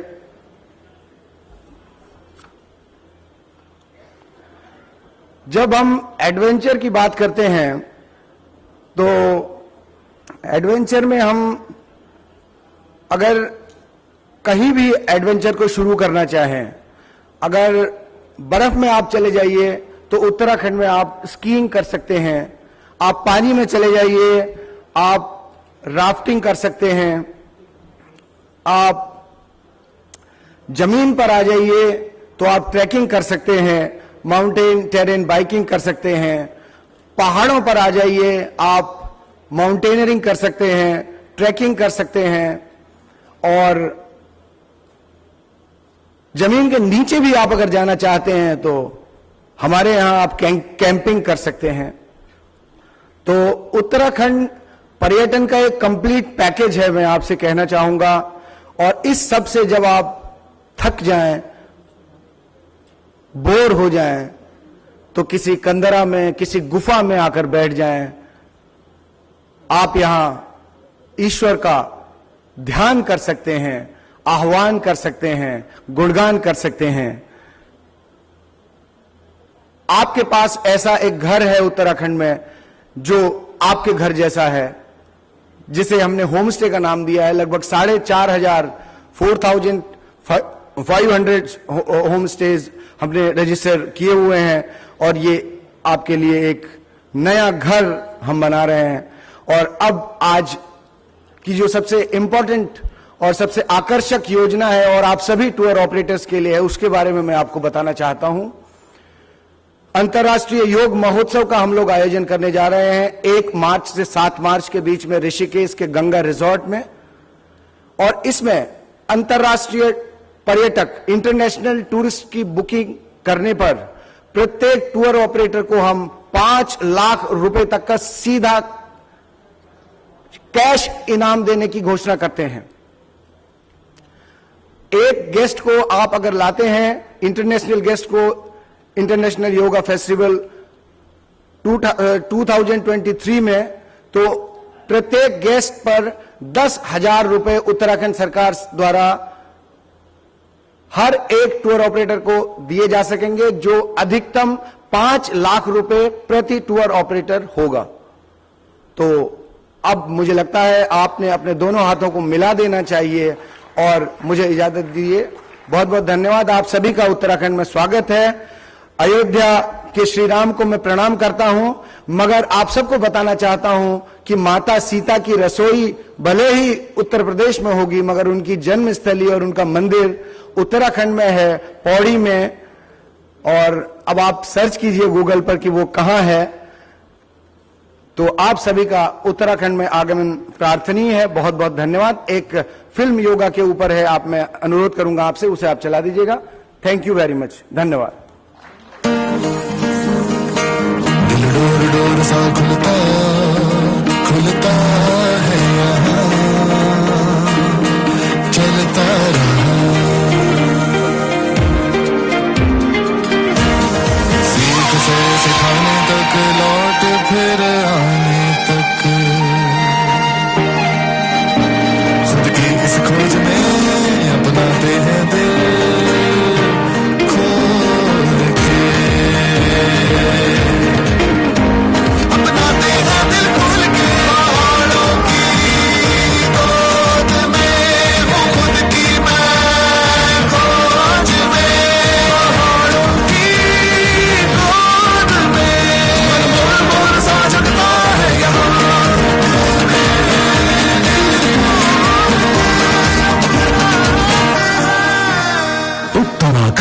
Simply heaven. आज उत्तराखंड में अपनाते हैं दिल खोल के She and the state of Uttarakhand. May I request Mr. Sunil Mishra to please come up and present Mr. Joshi a small token.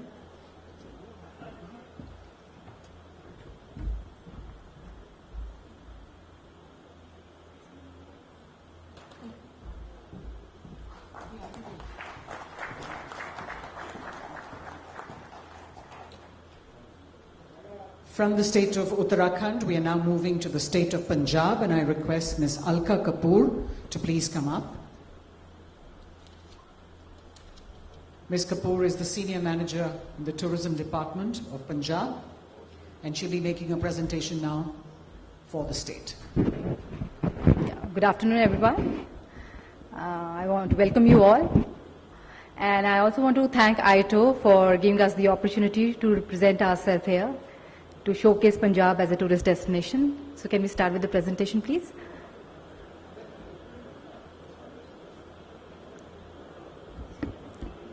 So when we talk about Punjab, Punjab, the land of 5 rivers, the Punjab where there are lively people, full of hospitality, land of martyrs, land of religious destination.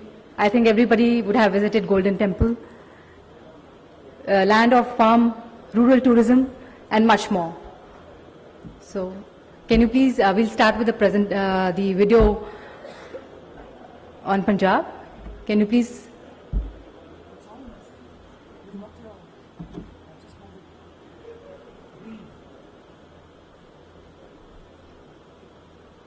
Yeah, he has to click it. Can you click?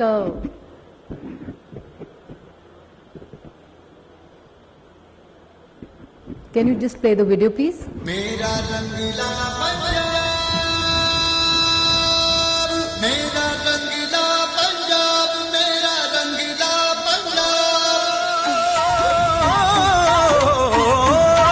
Punjab,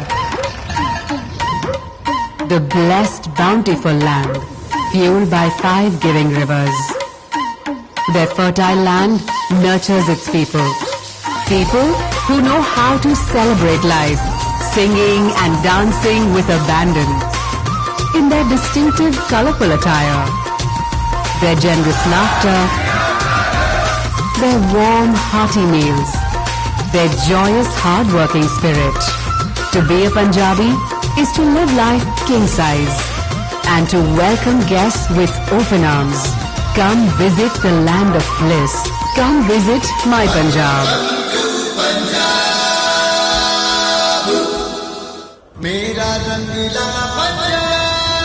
Can you stop it? Yeah. I just have, okay. Can you just close it? Yeah, so when we talk about Punjab, I've already shared, it's about our famous destination, that's Golden Temple. Then there are a lot of fairs and festivals. Hola Mohalla is one of the famous festivals, and a lot of tourists come, inbound tourists, they're there, and they visit Anandpur Sahib. Then we also promoting farm tourism and ecotourism. We have various museums. We have, I think, food delicacies if we talk about.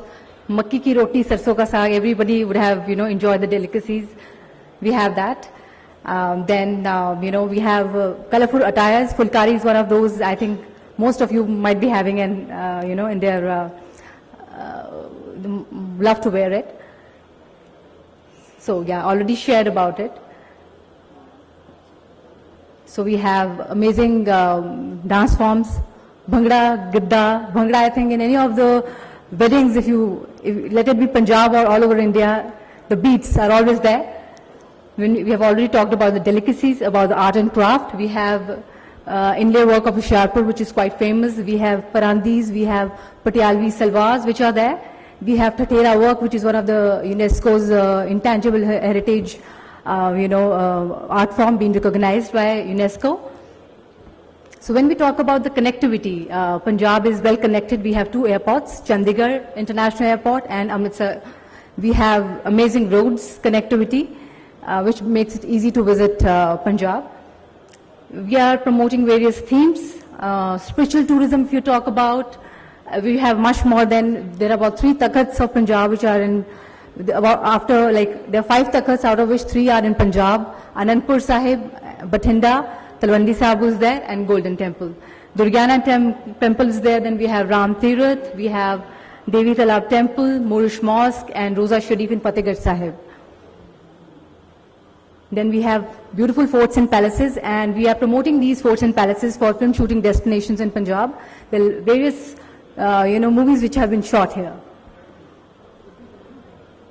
Then we have some, world-class museums. Anandpur Sahib is one of the museum which is the Asia's most visited museum in India. We have some memorials because land of fighters, land of martyrs are there. So we have about the War Memorial in Amritsar. Then we have, Jallianwala Bagh is there. National Martyrs Memorial in Firozpur is there, which is also a border area which a lot of people don't know about it. Then we have Fateh Burj, Chapparchiri. Then the important thing is about wetlands of Punjab. We have about 6 Ramsar sites, which are Harike wetlands, Keshapur, Kanjali, Nangal, Ropar, and Byas Conservation Reserve. When we talk about destinations, Amritsar, I think everybody knows, and it was promoted as a 1-night or 2-night destination. But with a lot of products which have been launched, now it's a 4-night destination. Then we are also promoting Patiala, Kapurthala, Anandpur Sahib, and Gurdaspur as a tourist destinations with a lot of new projects. So Amritsar, the city of nectar, we will show a little. Yeah, can you just play a video on Amritsar, please?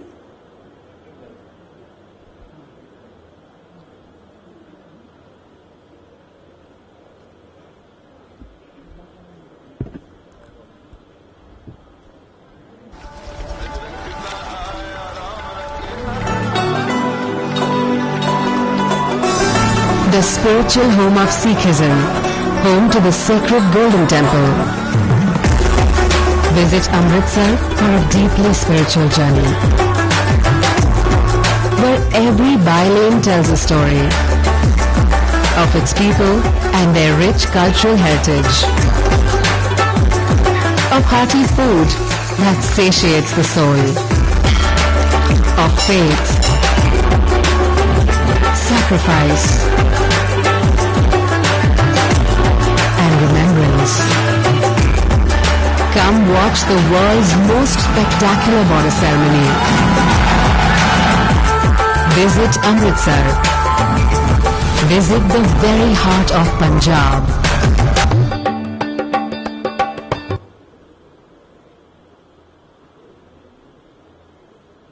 Can you close it, please? Yeah, so when we're talking about Amritsar, we have launched a lot of products. As you enter, I think anybody who wants to first talk about Amritsar thinks about Golden Temple, Harmandir Sahib. So once you're visiting Harmandir Sahib, the first, there's a, no vehicle zone is there, and the first building you see is about the town hall. The town hall, we have a food street which has come up recently under PPP project, and people who can't go inside and experience the food of Amritsar can experience the food here at Town Hall. When you enter Town Hall, on the left side of it, we have a partition museum which shares the partition movement, the stories of people there. As you go further, a beautiful heritage street is there where you can experience the craft of Punjab, the food delicacies of Punjab. Then there's Jallianwala Bagh, which is there, people see that. And when we go further, we have an interpretation center which a lot of people miss, which talks about Amritsar, that why Amritsar, the history of Amritsar, why Golden Temple, the experience of it. So it explains you everything about what you need to see in Amritsar. Then of course you go to Golden Temple. Golden Temple, people experience the Palki Sahib experience in the morning, and evenings are beautiful there. In addition to that, we have Gobindgarh Fort, which is running as a PPP project, and there's a heritage hotel which has come up recently, and we have amazing 3D shows. We have about 2 museums inside. One is a coin museum, one is the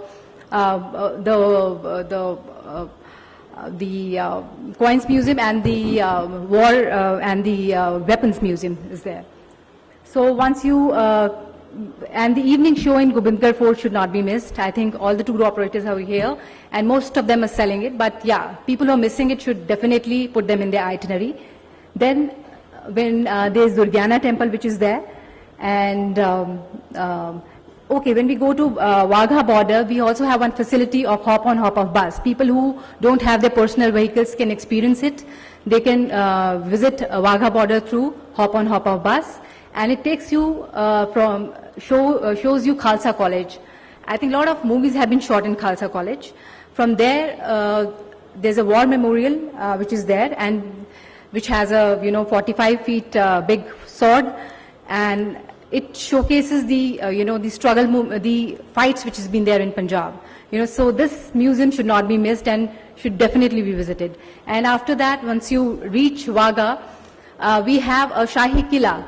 Shahi Killa is, it's a food, you can experience that, a food experience, from the border side of it, seeing Pakistan on the other side and you are this side. So it's an amazing experience. Once you're coming back from Wagha, there is another important place to visit, that's Sadapind. It's just like when you, a lot of people who have, I think Rajasthan is, when you talk about Rajasthan, Chonki Dhani is there. But when you talk about Punjab, Sadapind is one place you should definitely experience, which talks about the rural life of Punjab, which talks about the important cuisines which are there, how the fulkari is done. So, you can have a beautiful experience, and you also have a facility to stay there. So you should not miss that.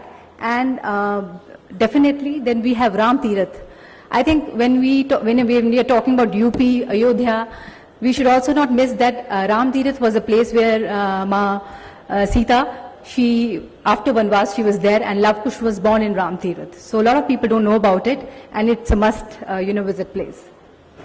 Then two other important things are, we also have a heritage walk of Amritsar, which takes you to a beautiful old, streets of Amritsar. We also have a food and craft walk, which should not be missed. It's morning and evenings. And I think there's much more, and four nights are not, sufficient for it. And in your package, you should definitely include all of these.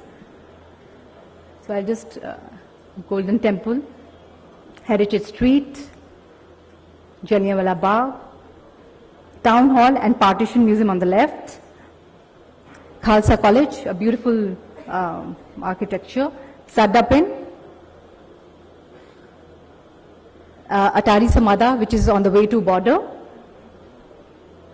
Atari Wagha border ceremony, which is there, War Memorial, which I was talking about on the way to Wagha border, Ram Tirath, Bhagwan Valmiki Tirath Sthal. And this is about the hop on hop off bus and Shahi Killa, which is on the border. Then we have Pulmora also, one of the places. The second important destination is Anandpur Sahib, the birthplace of Khalsa. So I will just share a small video on Anandpur Sahib.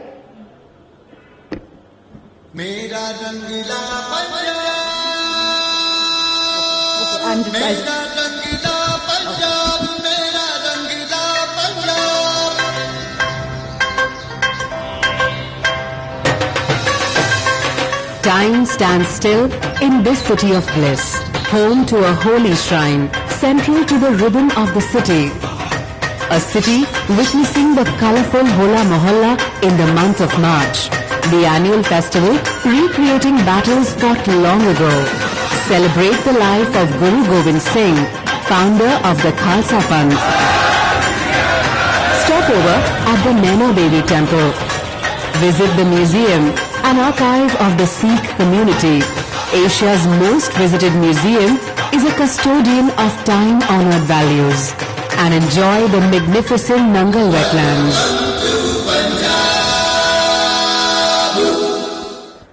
Actually, there's much more to explain about Punjab as a tourist destination, but you are short of time. I would close by saying that we are also promoting rural tourism, homestays, and we are coming up with a new tourism policy, adventure tourism policy in Punjab. And we have also created, various itineraries which you can come to our stall and can have a detailed discussion on that. We are promoting border tourism. We have 3 borders in Punjab, Amritsar everybody knows, but we have Hussainiwala border at Firozpur and Sadki checkpost at Fazilka.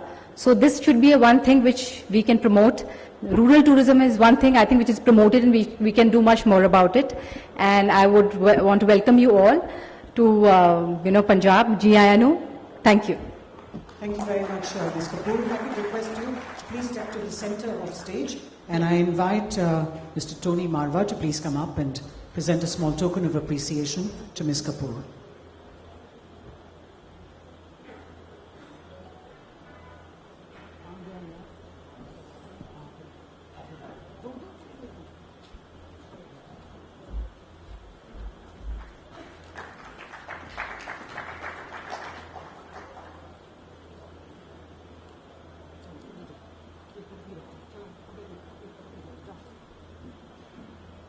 Thank you very much. We're moving on to our next session, which is the business session that looks at the need of the hour, tourism marketing and promotion. If I could please request our speakers to come up as I take their names. This is a session that will have as moderator the Honorary Secretary of Iato, Mr. Rajneesh Kayas, who is armed with over 3 decades of experience in the industry. He's been with Iato for about a decade and is the Director of Paradise Holidays. Our speakers are the Additional Secretary, Ministry of Tourism, Government of India, Mr. Rakesh Kumar Verma, Mr. Abhinash Manghani, CEO of Welcome Heritage Hotels, Mr. Kapil Goswami, please come up, gentlemen, Mr. Kapil Goswami, MD, Trans India Holidays, Mr. Ajit Bajaj, Managing Director, Snow Leopard Adventures, and Mr. Manan Mahajan, MD, Orange Tours and Trips. Rajneesh, it's over to you.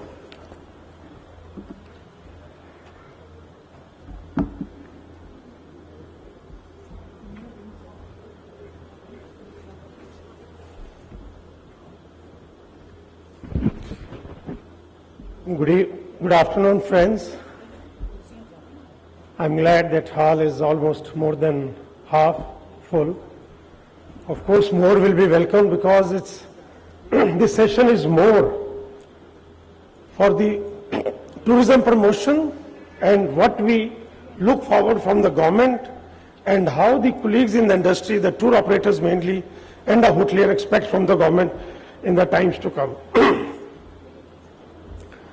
You know all the panelists. Mr. Kapil, who is the Managing Director, Trans India Travel. We have Mr. Ajit Bajaj, Padam Shri, and of course, Snow Expeditions Travel. We have Mr. Rakesh Verma, Additional Secretary, Tourism, Government of India, Mr. Mahan Mahajan, Orange Travel, and Mr. Abhinash Manghani, CEO for the Welcome Heritage Hotels.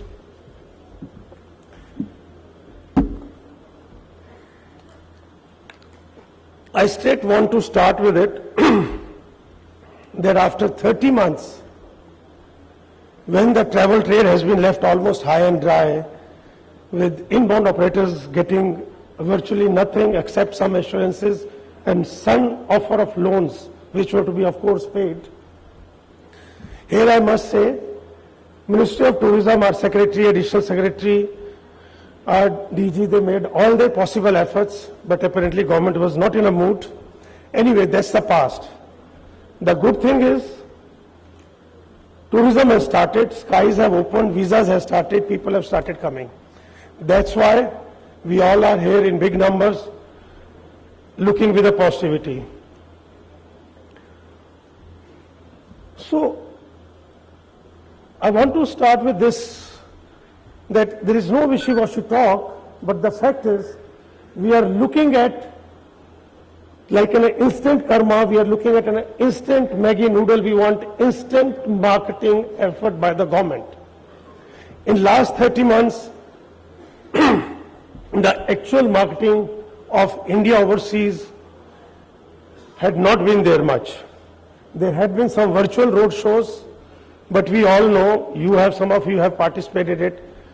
They were there, but it was like we also ran, didn't meet much of success.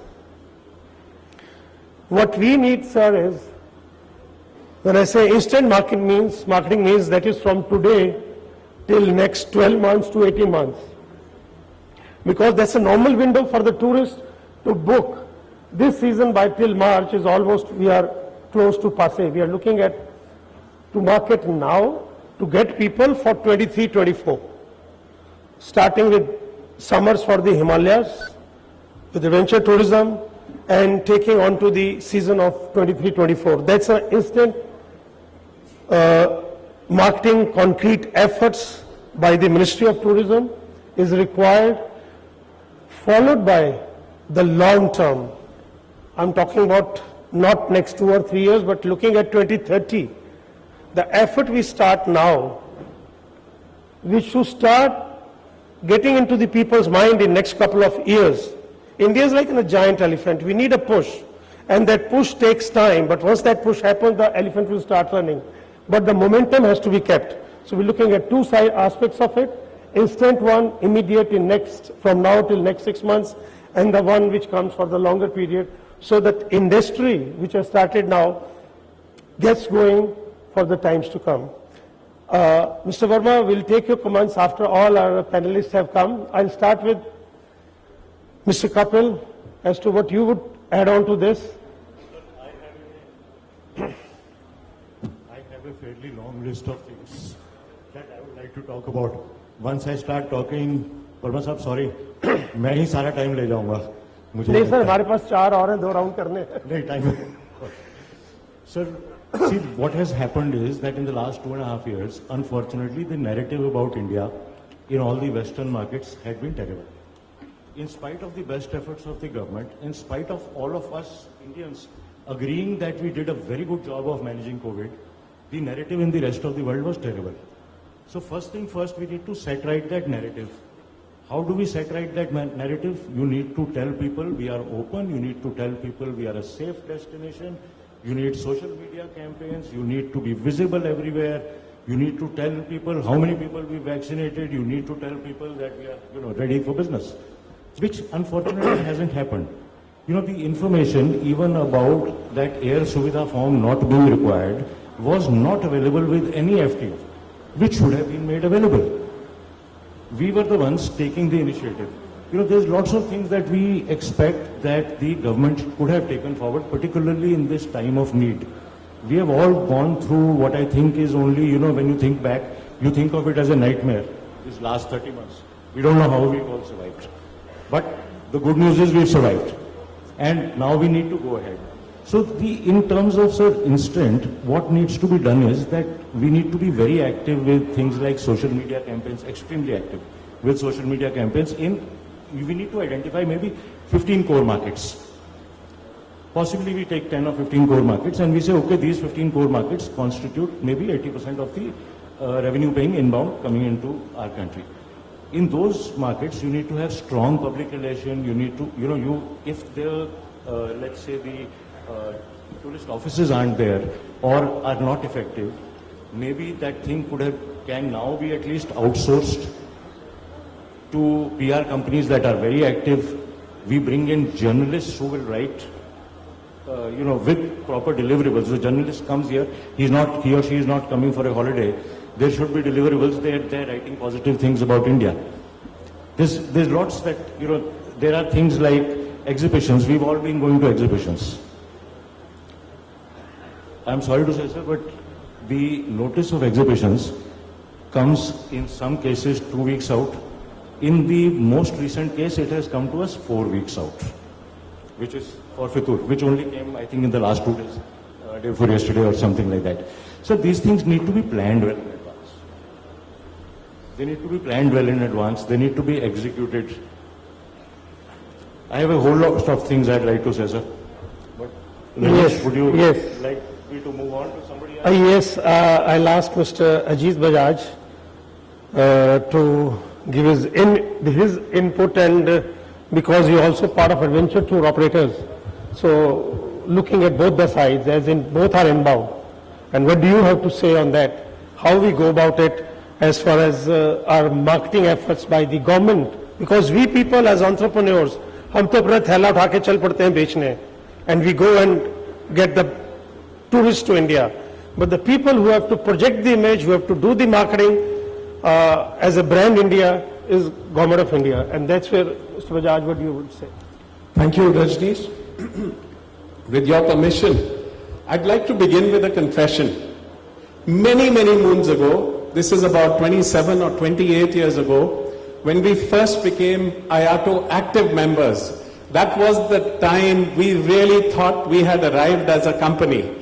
I want to begin by thanking Iato for the stellar work that you have done for tourism in our country.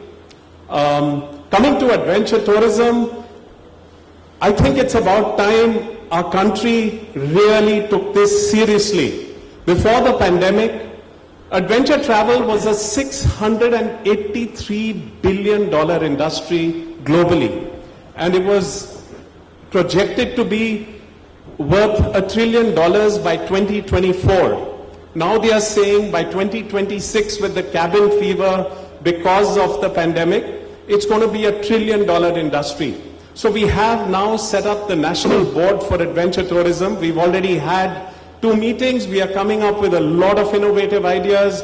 And I must thank Mr. Verma here and Mr. Arvind Singh. They've moved with a huge amount of speed.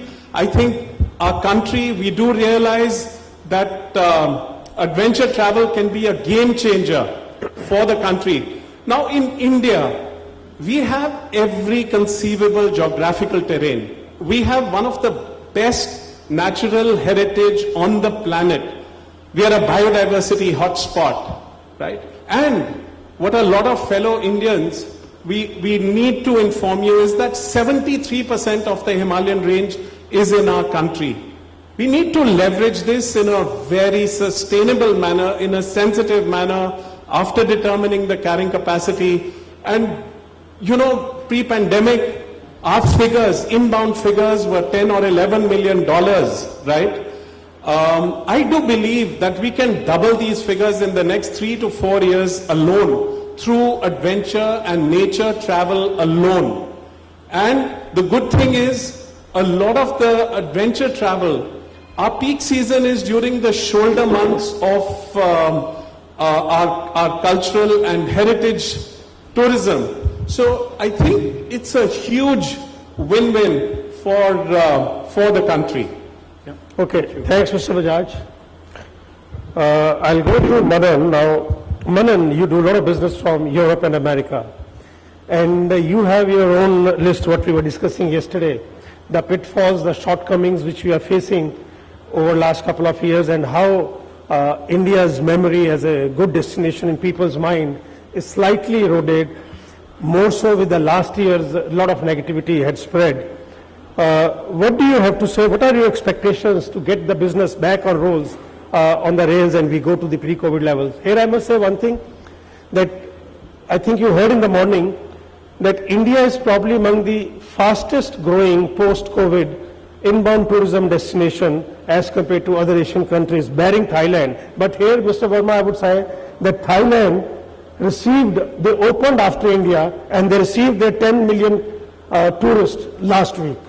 So we are at 11 million pre-COVID. So Manan, what do you have to say on that? Thank you, Mr. Kast. See, travel is a very sensory business. I would say, jo dikhta hai, wo bikta hai. 2002, we had a campaign called Incredible India. A brilliant campaign which was running across all media channels in Europe, US, Africa, Australia, name a continent, and we were running it very, very successfully. The state tourism boards picked up brilliantly well from there, where Incredible India left. We haven't had any campaign from Incredible India since then. Now, do we really need to keep on using this word Incredible India? It can be anything. It can be Look India or anything else. We need to, this is my opinion, that we should move away from an Incredible India campaign, which is done, probably lived its age, and we need to have something new, something fresh to start with. Most important, in time to come, the ecosystem of our travelers coming to India has changed. There has been a demographic shift. The demographic shift is not necessarily the age, but the kind of expectations what they are having from India as a destination. The younger millennials, they don't want to come and see the Taj Mahals and the forts and the palaces and the temples. They get temple tired the second day. They get the fort tired or palace tired the third day. We're not talking about experiences. We're not talking about probably, somebody spoke about Kannauj perfumery industry. We're not talking about that. We're not talking about thank you ma'am. We're not talking about probably adventure tourism, which Mr. Bajaj recently covered. So it's time to probably talk about India as a new destination. More importantly is, I was going through a social media handle of Incredible India and along with a couple of more social handles. Dubai Tourism has got 2.5 million active followers. And we're talking about 1/4 the number of the active followers.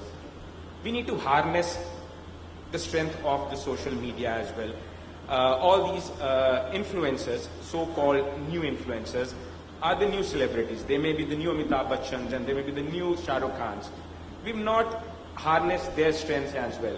The followers of these influencers they believe them more than any other campaign. So we need to actually change the strategy, looking at probably making our probably social media handle also very, very active.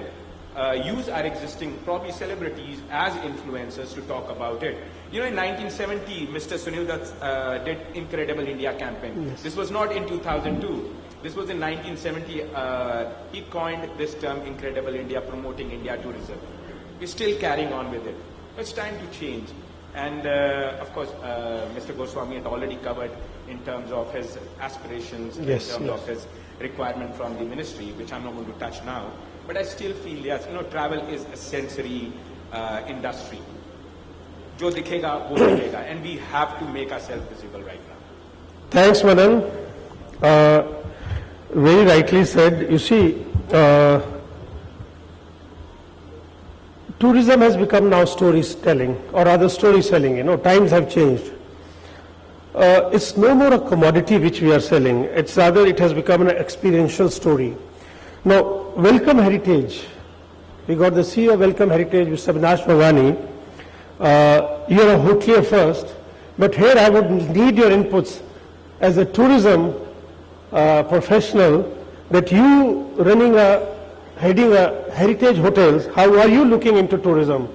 आप बहुत अच्छा domestic tourism कर रहे हो 2 साल में, बहुत अच्छी figures हैं. We are not here for that.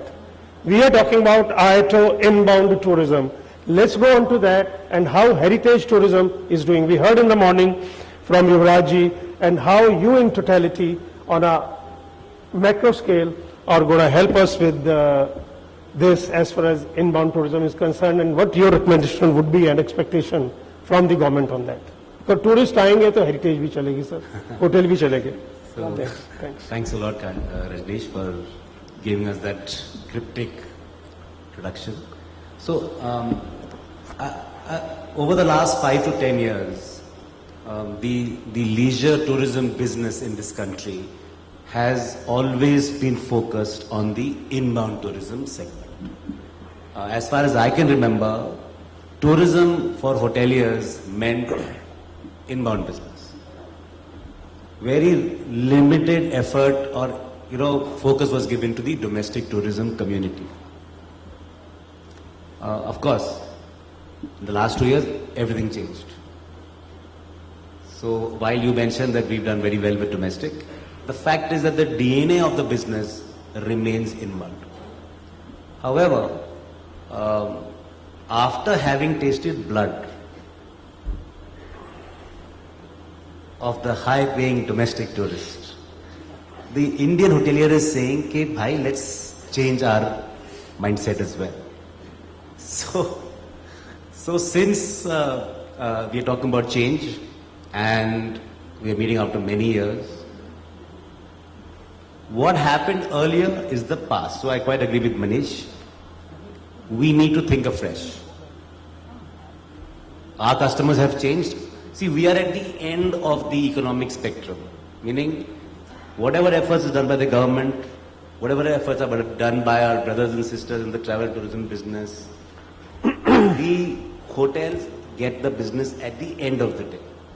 So only when the cash registers start ringing at the hotel end, or in the shopping community in cities, or in museums, or in taxis, so this is the throbbing nerve center of tourism. You go to a city and the taxi driver will tell you what's happening in the city. कि साहब कुछ भी नहीं होता. Or lots of work is happening. Conferences, MICE, tours, etc.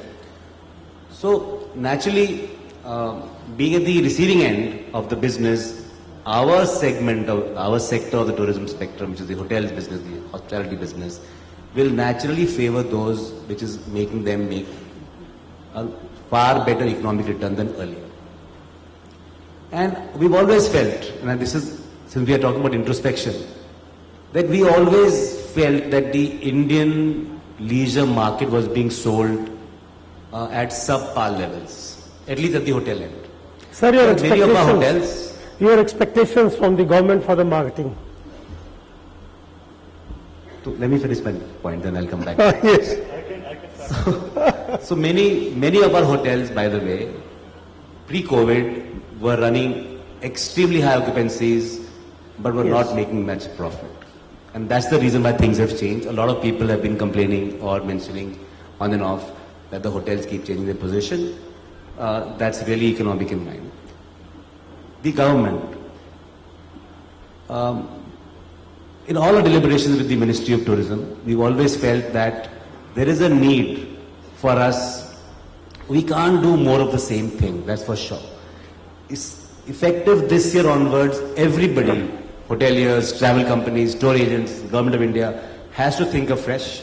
We must take a long-range view. The good thing about inbound tourism is that it's a long-range business. Domestic tourism is a short-range business. They do not conflict with one another.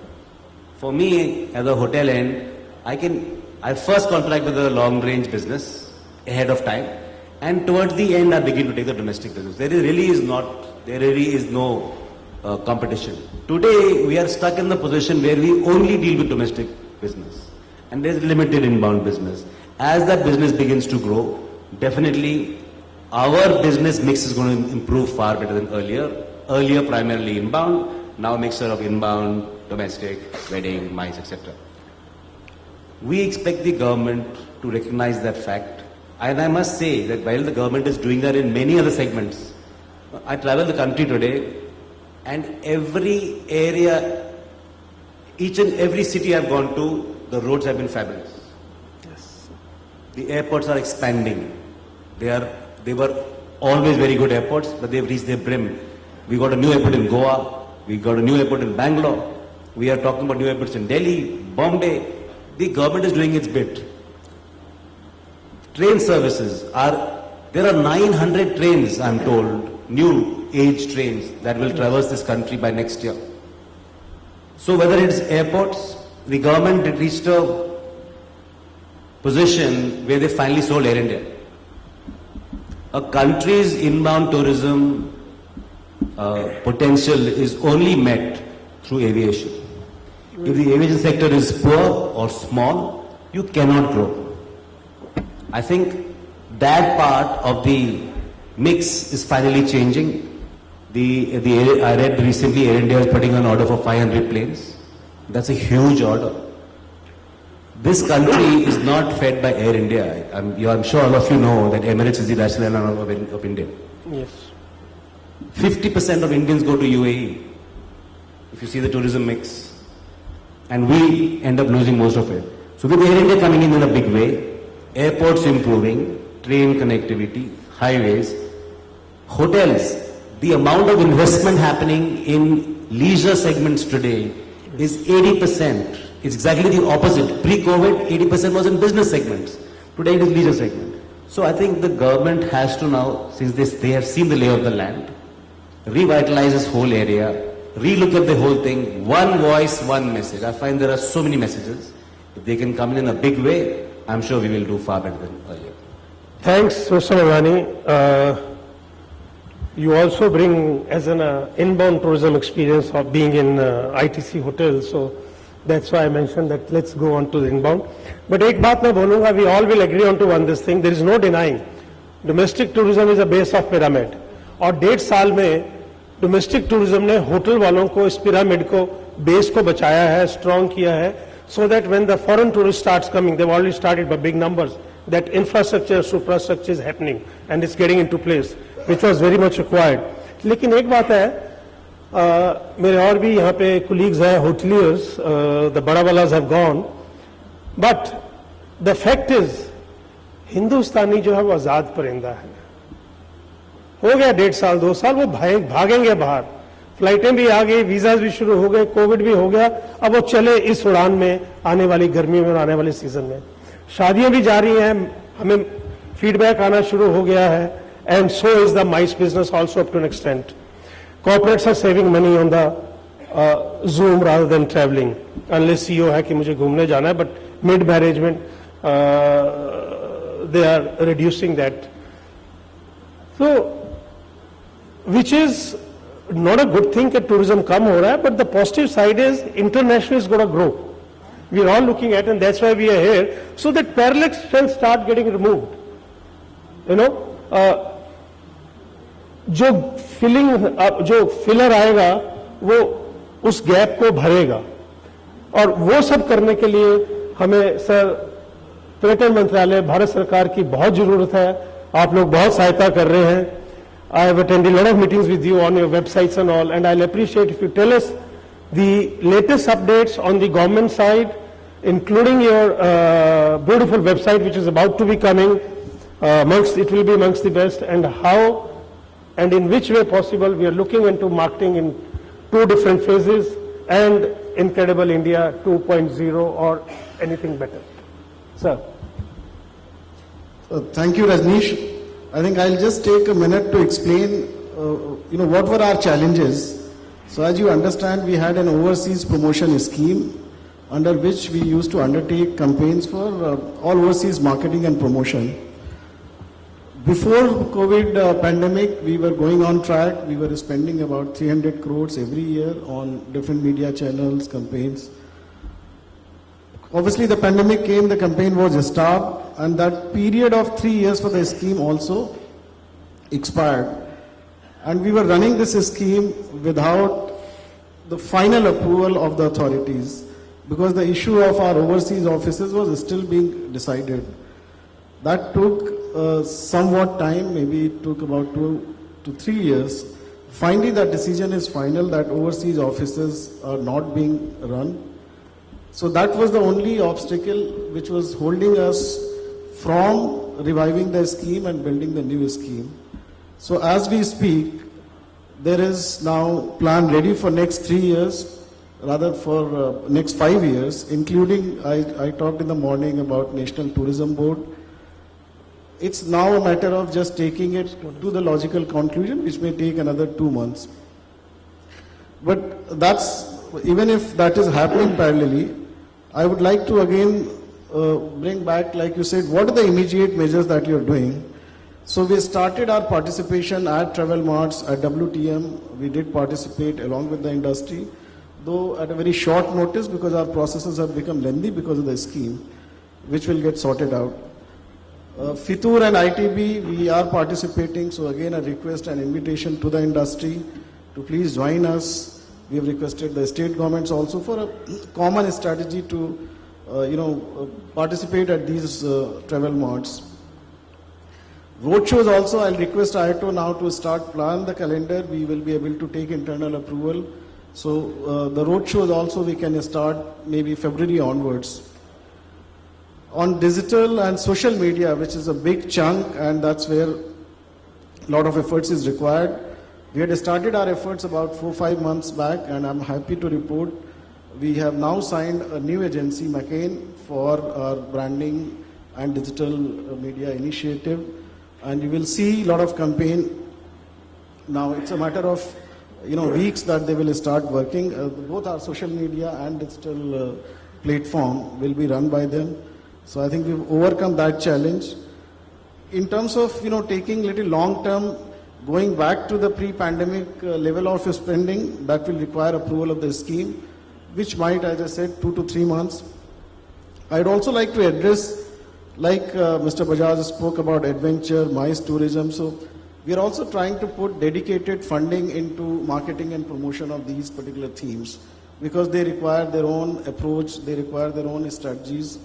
So for MICE, we are building a separate dedicated fund. For adventure tourism also, we are trying to create a different identity and theme for marketing and promotion. And similarly for some of the other distinct areas of tourism. We talked about influencers. So that's also part of our brief to the agency. So maybe in the month of February, we'll get 20 influencers from each of G20 countries, take them in our country to different places. And so that activity will also start, very soon. So the only thing now which is left is the vacuum which is going to be created by closure of our offices abroad, which the alternative that has been proposed is appointing market representation agencies in these 20 markets where we had offices. And these will take maybe 4 to 5 months for onboarding them. But we are on track. The approval for appointing market representation agencies also is with us. It's only the final decision is to be taken. So I think we are now getting there, but there is no denying the fact that there has been, time has been lost when we should have been in the market, marketing, promoting, be visible. But I think that's behind us. Now we are ready with it, and you will soon see in digital and social media first, maybe towards the end of January and February, some campaign on TV and other channels. And after the budget session, I think we should be back to full stream marketing and promotion activities from the ministry. And I look forward to suggestion, like you said, we need to have a new messaging, new communication, so that the new India could be presented through our marketing campaign. So that's where our brief to the agencies. They are conscious of this fact. They have a big team in place, and it's started working. And some of the creatives, and I request industry also, I'm sure Iato will be part of our discussions, and other industry leaders also, if they could give their feedback and be part of the process when we are working on these creatives and messaging. It will really help us to put across, what the industry feels. And so that's going to start soon, and I'm sure we'll partner with the industry. Thank you, Mr. Verma. That sounds very positive. We are not for government bashing. We want to hold hand and walk along with government because you are our leaders. What strikes me, and when we were talking yesterday over drinks and dinner with some of the industry colleagues and veterans, that 31st March, if my dates are not wrong, we are shutting our offices overseas. How many? Few of them are left on 2023 next year. We yet have to have the process of agencies to be in place so that vacuum happens, that instant marketing is not going to be there. And this is something your good office and from Iato and Faith, of course, we're going to push the PMO as well, कि जो vacuum आ रहा है, उस vacuum को भरा जाए by way of physical road shows, because I know offices का date हो गया, वो नहीं अब change होगा, that bureaucratic process has started. Agencies will take time, we have done in the past together, and I know how it works. So it's not going to happen, there are too many clauses in that, it will take time. Our website is going to take time. तो वो जो बीच में gap आ जाएगा 6 महीने का, उस 6 महीने में जैसे आपने कहा, we have Fitur, which you have agreed kindly that MDA should come across, and for ITB, this is happening this time with some advance notice. Our members will be very keen to do that. Sir, मैं एक छोटी सी चीज बोलना चाहूँगा, which I would like our panelists to comment quickly in 2 minutes, and then we'll take your final comment.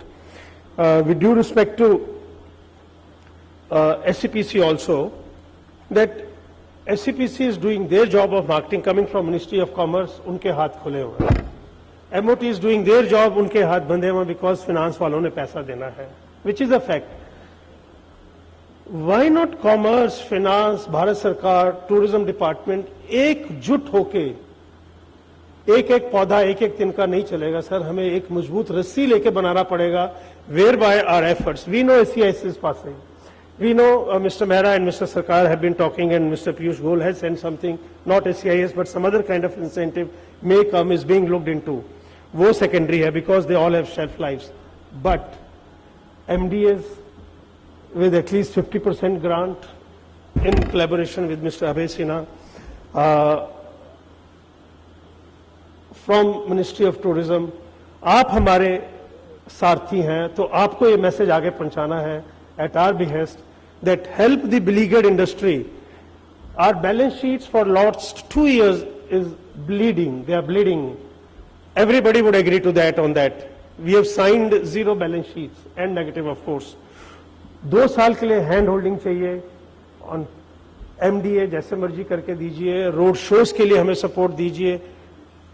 Nothing comes free in this world sir. 50% देंगे, 50% हमारे members लगाएंगे and we definitely look at much more positive results. Your expectation Kapil ji? Long list of expectations, sir. 2 minutes. Short list. Yes. Short list. We'll go with the important one. First, we said, sir, marts. See, if we don't have, let's say we don't have a tourist office in Switzerland or in Belgium, in good producing countries, every possible mart needs to be attended. There are consumer as well as trade shows. There is not just WTM, ITB and Fitur.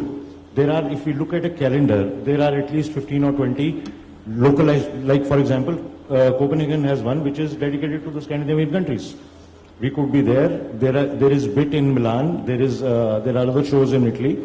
So there are in the top producing markets. We need to be present at every single trade show, at least for the next 1 year. After 1 year, once the industry has found its feet, maybe we go back to being at 4 or 5 places. And the request would be, sir, that for the next 1 year at least, or I mean, we were talking 2 years yesterday, that participation for the members should be free. There should be, I mean, that should be something possible. So I think in the interim we are working with SCPC for Fitur and even for ITB. So, they are providing us additional working hands and support, and they are also full-time committed to it. We are also working out policies which can, whether it's a zero cost. The only apprehension was that should, people who pay a little bit are also more serious about utilizing that opportunity. So that thought process does prevail. But nevertheless, we understand it should be at the minimum level. Road shows, again, Rajneesh ji, I have already said, now start preparing the calendar. We would be able to take internal approval. There is no challenge. Participation in some of the local, fairs, which probably we'll try and see through our embassies and missions and Iato and SCPC, whatever extent we can fill that vacuum, so that, we try and attend as many functions, be visible at those, events and fairs.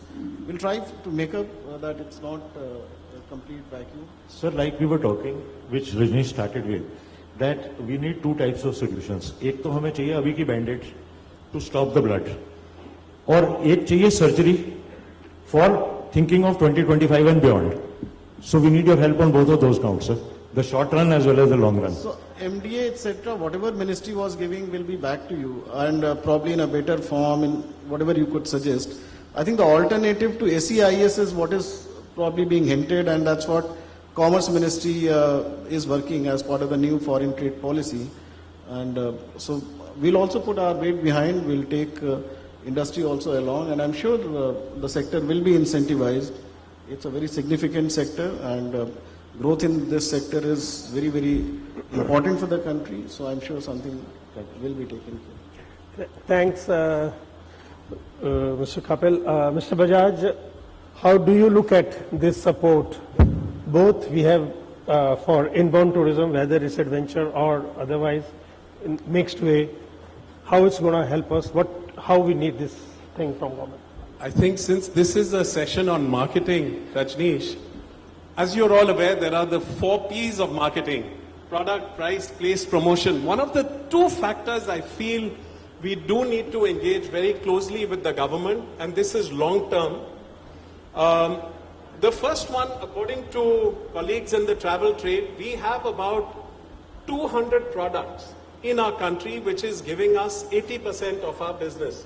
I think we have to focus on these 200 products in our country.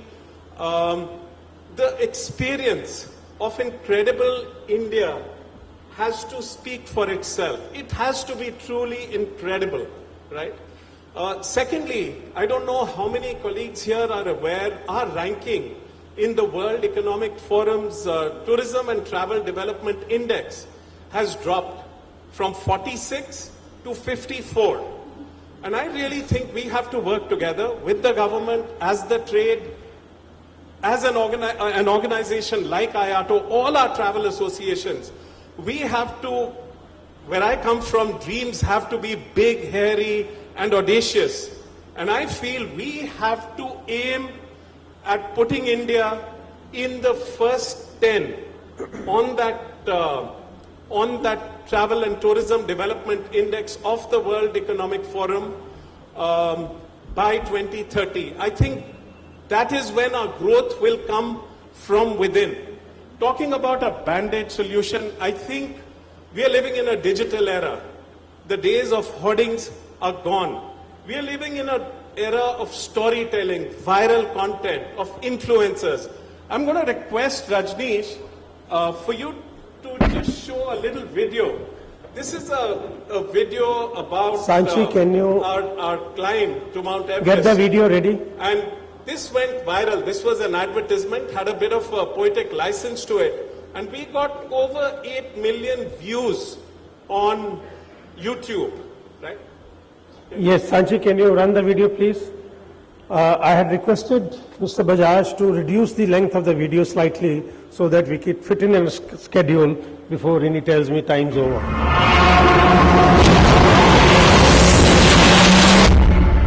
Everest पे पहुंचने की तो बहुत खुशी होती है, पर एक खुशी उससे भी बढ़कर होती है। माउंटेनियरिंग और पेरेंटिंग में ज्यादा फर्क नहीं होता। To be a good mountaineer, you have to be fearless, you have to take on every challenge with a smile. और एक अच्छा पेरेंट भी अपने बच्चों को यही सिखाता है। बचपन से ही दिया का खेलकूद और माउंटेनियरिंग में बहुत शौक था। पापा मुझे हर दिन 6 बजे उठाकर ट्रैकिंग के लिए ले जाते थे और मैं सोचती थी कि पापा मुझे ये क्यों करवा रहे हैं। Keep going, fantastic. He wanted me to push my limits and be better.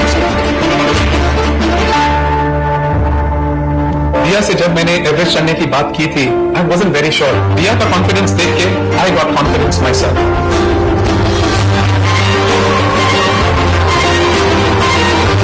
This is with height at 21,000 feet outside.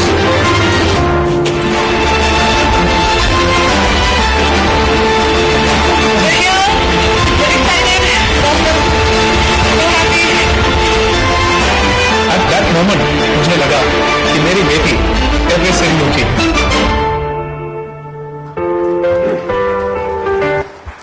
I think we're a country of 1.4 billion people, and you know, the various state governments here, our NRIs, our OCIs, our fellow citizens.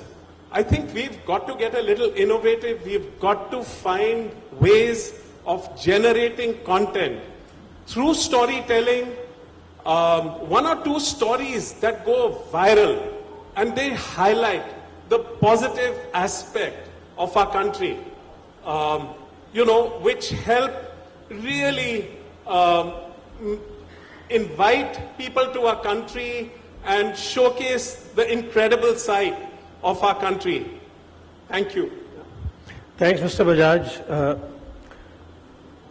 I just want to tell those who may not be aware, Mr. Bajaj and his daughter has done all the 7 peaks in the 7 continents, plus with his daughter, he has conquered Mount Everest as well. A young girl. Manan, you're a private entrepreneur running your business. You don't have money, I know you told me, after 2.5 years, and after a lot of people lost their money with some of the operators abroad as well. You are back again on your feet like everyone else here who have started the business. But what would you require by way of not only the MDAs and this other kind of a thing, anything new you have in your mind, how you think not only you means the whole industry gets benefited as we tour operators, MDA की बात हो गई, बाकी हो गई, we know what will happen. सोचा पैसे वाली बात हमारे और आप में ही रहेगी, आपने सबने पब्लिक कर दिया. तो हम सारे एक ही कश्ती के वो हैं. No, I think my colleagues and friends have covered that very well. we need to just have a positive narrative about India going, probably a happy India, a modern India. Everything is going to get better if we get the status of industry as well. You know, we've been trying that for so many years. We've been talking at different forums. All our discussions with the status of industry will have a great impact on our future as well. So that's what I would probably put my ending notes. Thank you so much. Thanks, Manan. Mr. Marani, as a hotelier, of course, expectation from the government by various concessions like an infrastructure status, like an industry status, it is required and it's a part of for all of us because hotel hai to tourist aayenge, tourist hai to hotel honge. It's both ways. Your expectation from the government on that, plus how you are looking at welcome heritage as a heritage aspect, as an example for the industry. You got a couple of slides if you want to show them as well in between your 3 minutes. You can show. But see, the central part of tourism is leisure tourism. Countries that do well in the tourism industry, 60% of their revenues come from domestic and international leisure tourism. There's 20-30% that comes from corporate, MICE, and the balance segments. In India, it's exactly the opposite. In India, corporate travel, business travel, MICE has a far larger component, while leisure tends to be on the low side. So again, we are sitting today, I think, at a time when we can change the entire narrative. Let's give tourism its rightful place. Our brand, the brand that I represent, Welcome Heritage, focuses on the experiential heritage of the country. Please. Sanji, can you show both the slides? How we did our own segmentation recently.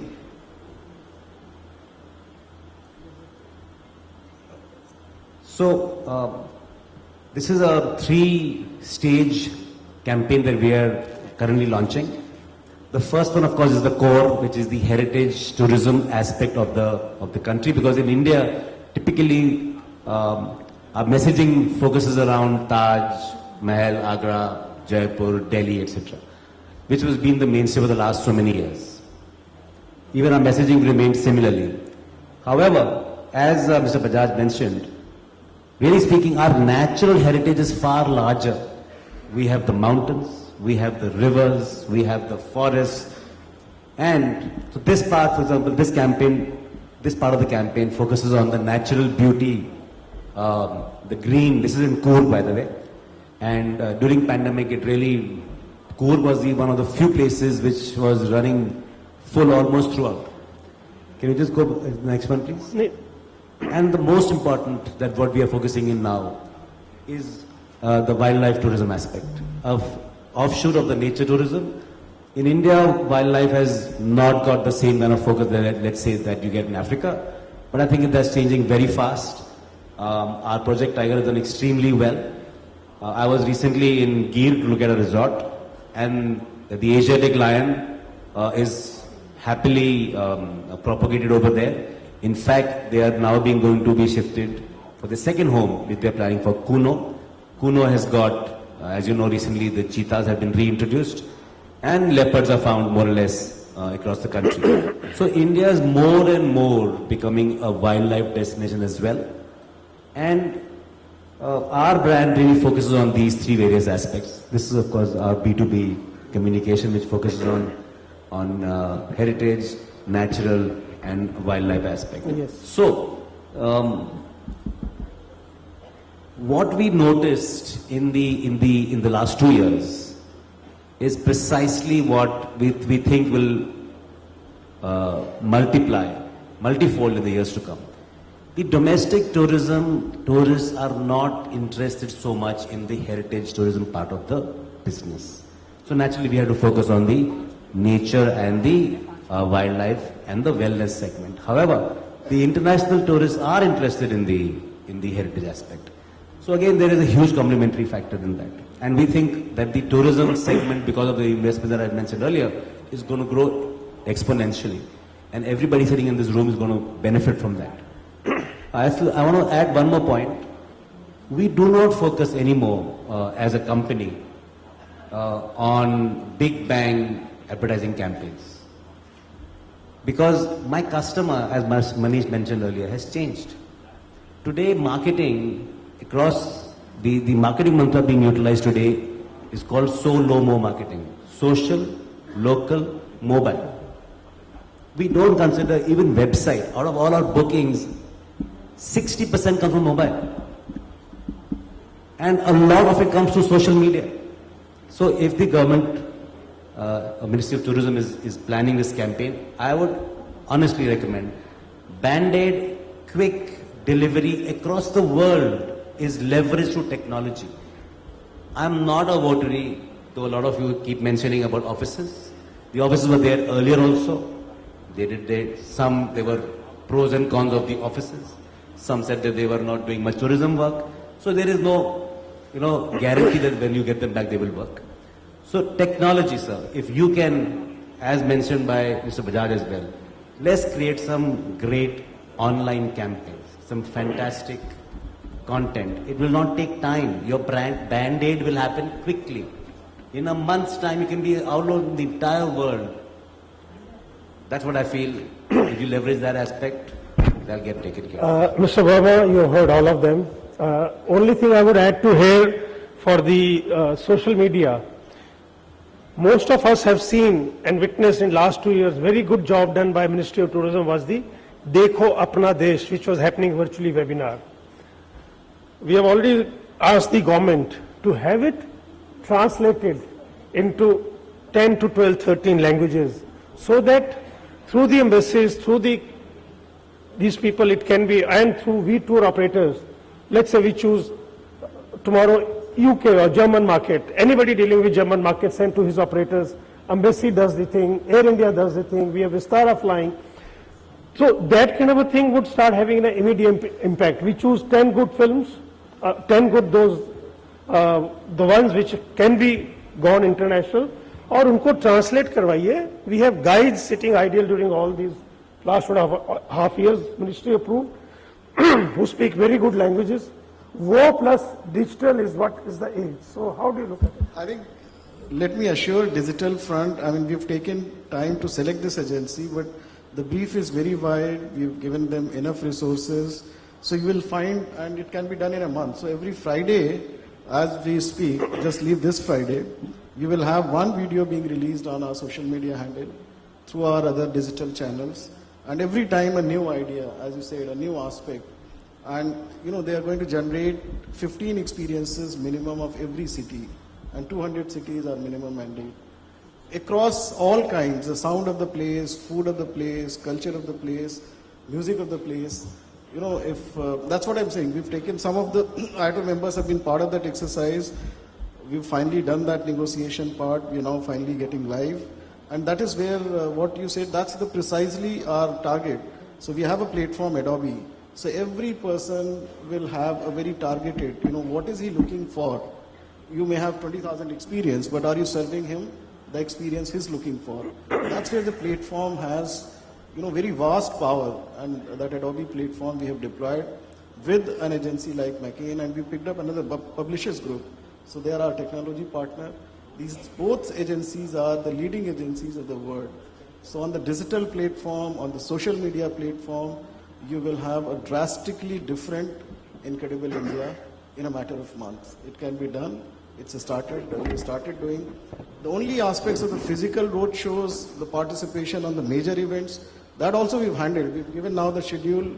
You can take our confirmation for all major events. Some of the local consumer-focused events which happen locally in the countries because of our market agencies will take time to be onboarded. So that may be a slight gap, but otherwise we are ready. And even for market agencies, we would like to pick up agencies which are good so that they provide us the real local expertise and help us establish even in the absence of our offices. And I'll again request all industry leaders, when we are generating the content, we'll try and set up a mechanism through Iato and through some of the industry players. Please look at this content when it is being ideated, when things are happening. A small idea from your side may give that team. They have a big research team which is working on the content. every run of Kutch, we had seen in our existing website, you will just see one page.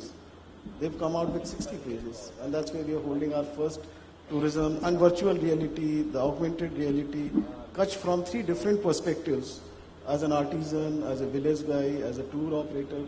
So we're generating so many interesting perspectives, and your support, I think that's one takeaway from today's session, if it could be, that be part of that content generation, be part of that ideation.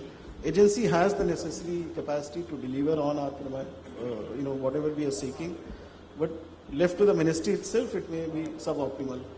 So any volunteers, anyone, from the industry who would like to be associated? I'll volunteer. Yes. So please, Rajneesh ji, take whosoever is volunteering. Wherever we can set up on Zoom or anything. The team talks about the ideas, something new, and your small interventions could really, set it on the right course. All I may, while I'm very enthused to hear what you mentioned, the only thing is, in building a brand or building a premise, you have to focus and send limited messages, but repeat that message so often that it gets ingrained in people's heads. If we send multiple messages across many subjects, then the message is lost. Yes. So I think you really need to... the technology today allows you to target precise person. So you may have 1,000 experience on your website, but if a person has searched for yoga once, I know that person has searched for yoga. If he's registered with us, he will, next time when he comes to the website or anywhere, he will only see what he's been searching for.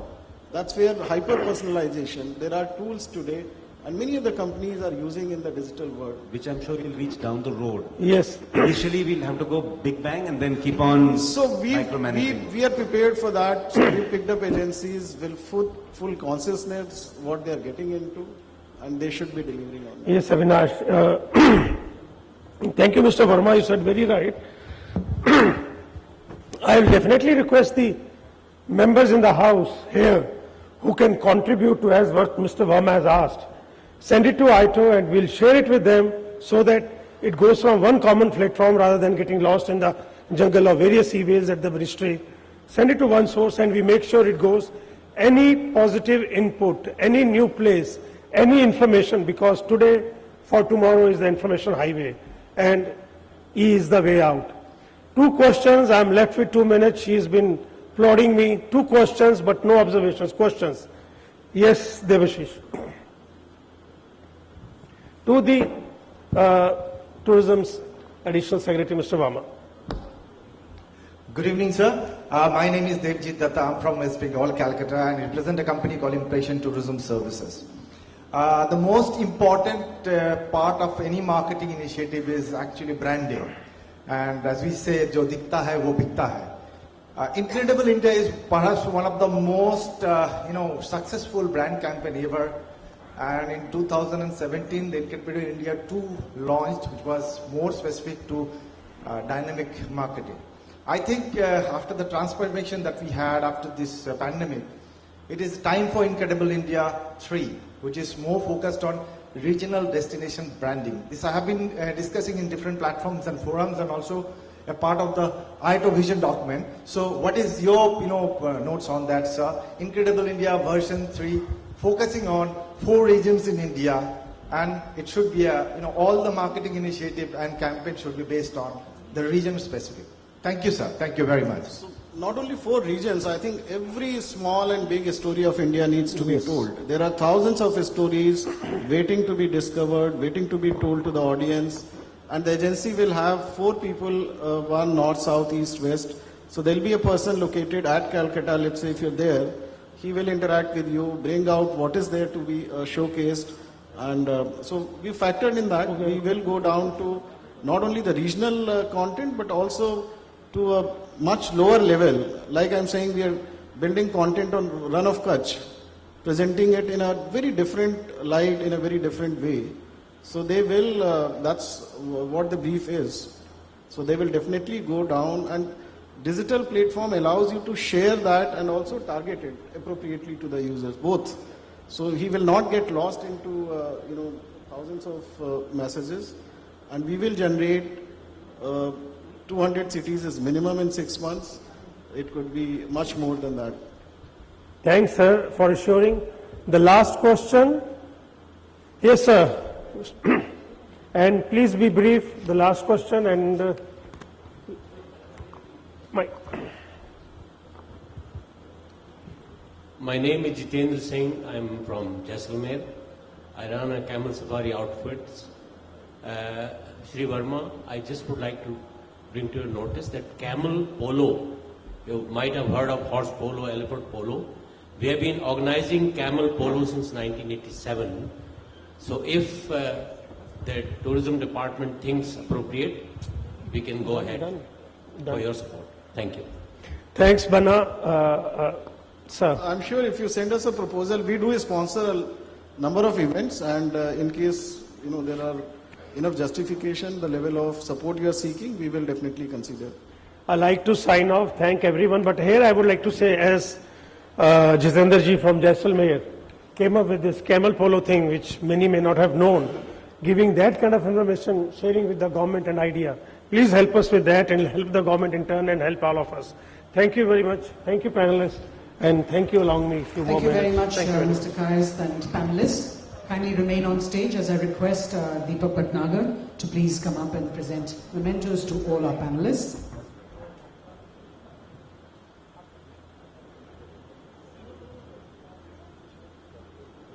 Mr. Verma and Mr. Kayas are going to be exempted from this gifting process. We'd like to reduce the baggage that you take back, sir, and make sure that you don't pay any excess baggage. Quick photograph, and if I could request Jammu and Kashmir, Fazlul Hazib Sahab, Director, Jammu and Kashmir Tourism, to please come up for the presentation on the state.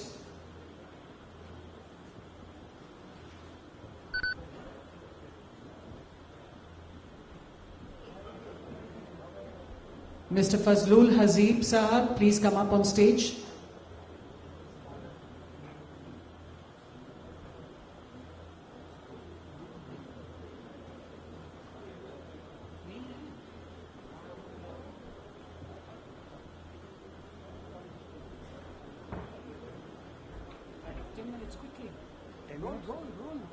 Where's the video?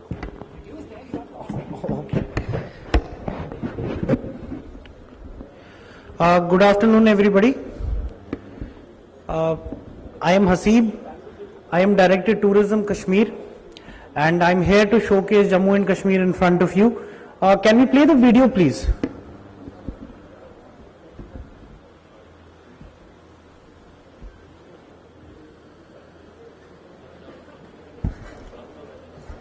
The sound probably.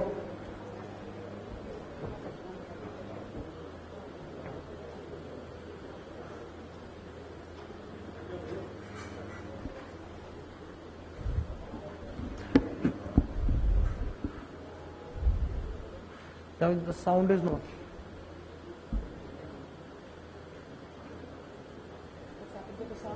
The sound is not working.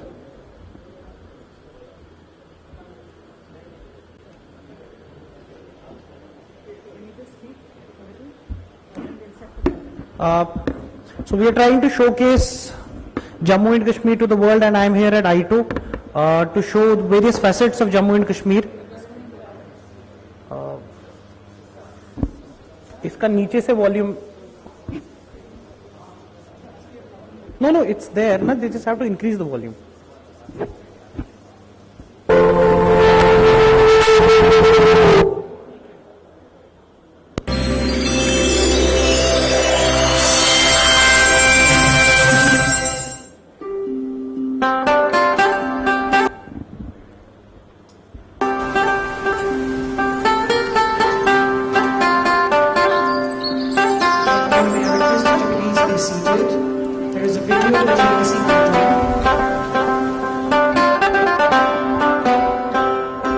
This is Jammu and Kashmir for you.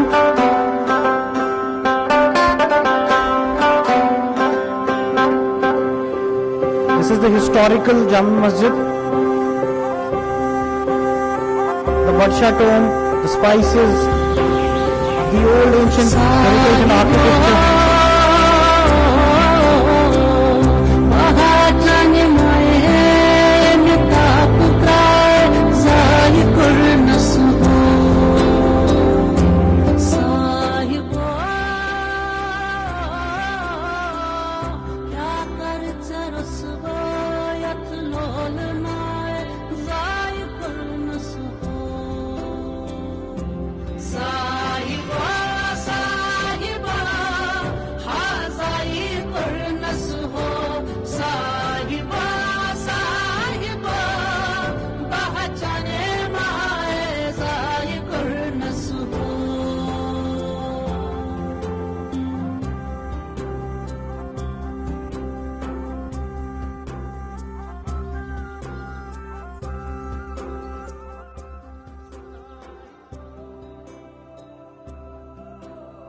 This is our floating vegetable market.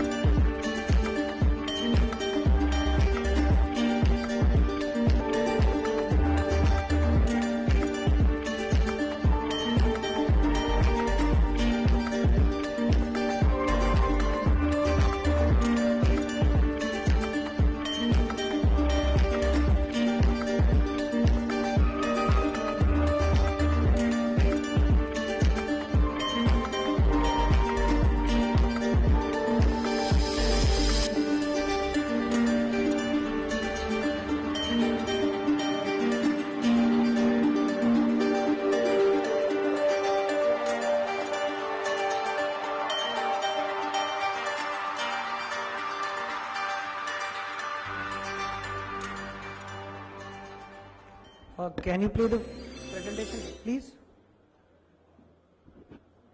Very quickly.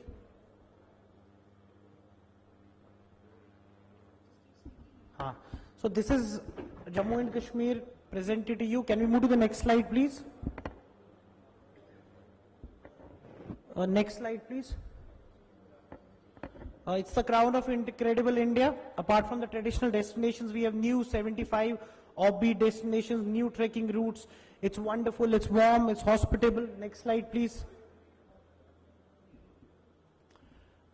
It's a wonderful destination for adventure tourism.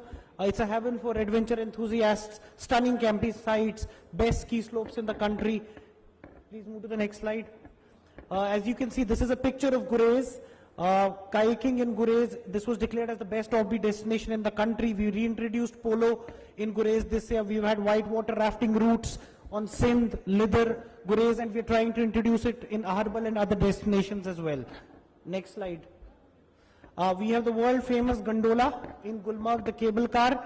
We have some of the best angling beats in the country. We have some of the best freshwater trout in Gurez, Kishan Ganga, in the Lidar, in Sindh, rainbow brown trout. We have some of the best carp in the country. We have Mahasir, etc. We have paragliding in Astanmarg and in Jammu. Move to the next slide. Is it there? Green? Okay. Okay, we have the pilgrimage tourism, land of rishis and Sufis. Apart from having a Sufistic syncretic culture, we have a great Shaivite Sufi tradition in J&K as well. We have the Shankaracharya, we have the Martin Sun Temple, we have wonderful shrines, we have the world famous Dargah Hazrat Bal, we have other famous local shrines you can come and visit. For pilgrimage tourism, as I was talking about, we have the Khankai Maula, the Dargah Hazrat Bal, and we have the St. Mary's Church. This year on Christmas, we are lighting up all these churches, both in Srinagar city and from rest of the country, and in rest of the UT. In our heritage and culture, we have our old Neolithic sites in Burzahama, we have Gufkral, we have Harwan. And the Burzahama site is as old as the Neolithic period, and it's still preserved in the Kashmir Valley. For art and crafts, we have the Kashmiri carpet, the wood carving, the paper mache, the basoli art.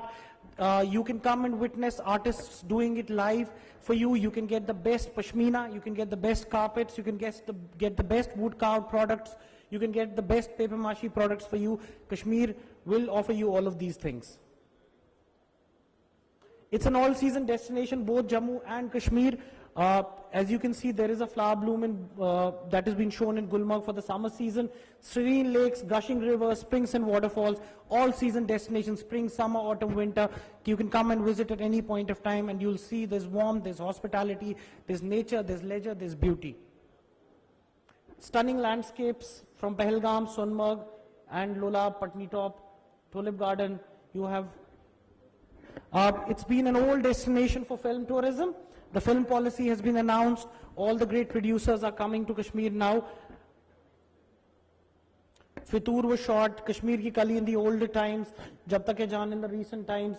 We have golf tourism, some of the most stunning golf courses in the country in the shape of RSGC, Royal Springs Golf Course, the Pahalgam Golf Course, and the Kashmir Golf Course, which is probably one of the oldest in Asia. For MICE tourism, the golf tourism, we have the Amar Singh Palace, we have the horticulture tourism related to apples, strawberries, peaches, plums. You can go for apple picking, saffron picking. And we recently had a wonderful saffron festival in the Karevas of Pampur. We have the walnuts in the autumn season. And recently we have started to see the lavender bloom. These are some of the new initiatives that we have taken: border tourism, prepaid counters, 75 offbeat destinations, both in Jammu and Kashmir. We have sponsored eco-tourism, experiential tourism, homestays are being promoted. We have almost 8,000 beds that have been registered as of now. Sports and tourism has been connected. Capacity building is going on. And these are some of it's just a bird's eye view of some of the events we have done this year. The Sufi Festival, the Spring and Autumn Festival. We recently had the wonderful Houseboat Festival for 2 days. We've had the Spring Festival. We have had the Saffron Festival recently. We've had a number of adventure activities. You can go for mountain biking. You can go for long cyclothons. You can go for angling. You can go for fishing. You can go for anything in Jammu and Kashmir. It offers you everything. And for sustainable tourism, these are some of the initiatives we have taken. And we've had 1.5 million tourists. This is an old figure right now. It's more than 2 million tourists in the Kashmir Valley. And it's almost above 1 CR in the entire Jammu and Kashmir if we take into consideration the pilgrims that come to Vaishno Devi and the Amarnath Shrine Board as well. Thank you very much. Thank you very much, Haseeb Saab. Thank you. If I could request you to please move to the center. And if I could request Mr. Sanjay Aswan to please come up and present a small token of appreciation to you. Sir, in front of the tables.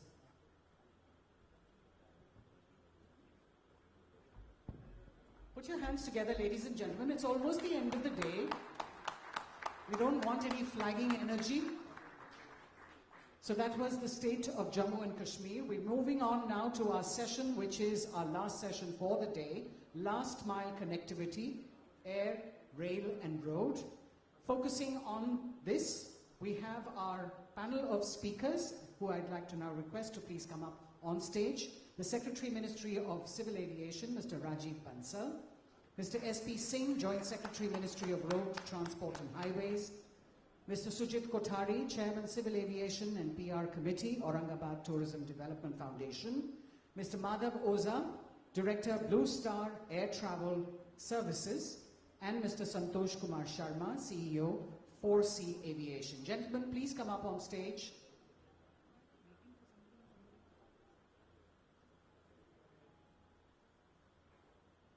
Our moderator for this session, Mr. Naveen Kundu, Managing Director, Ibix Cash, Travel and Holidays. He's been in the hospitality, tourism and travel industry for over 3 decades and is professionally skilled in event management, tour operations and the leisure industry. So it's over to you, Naveen.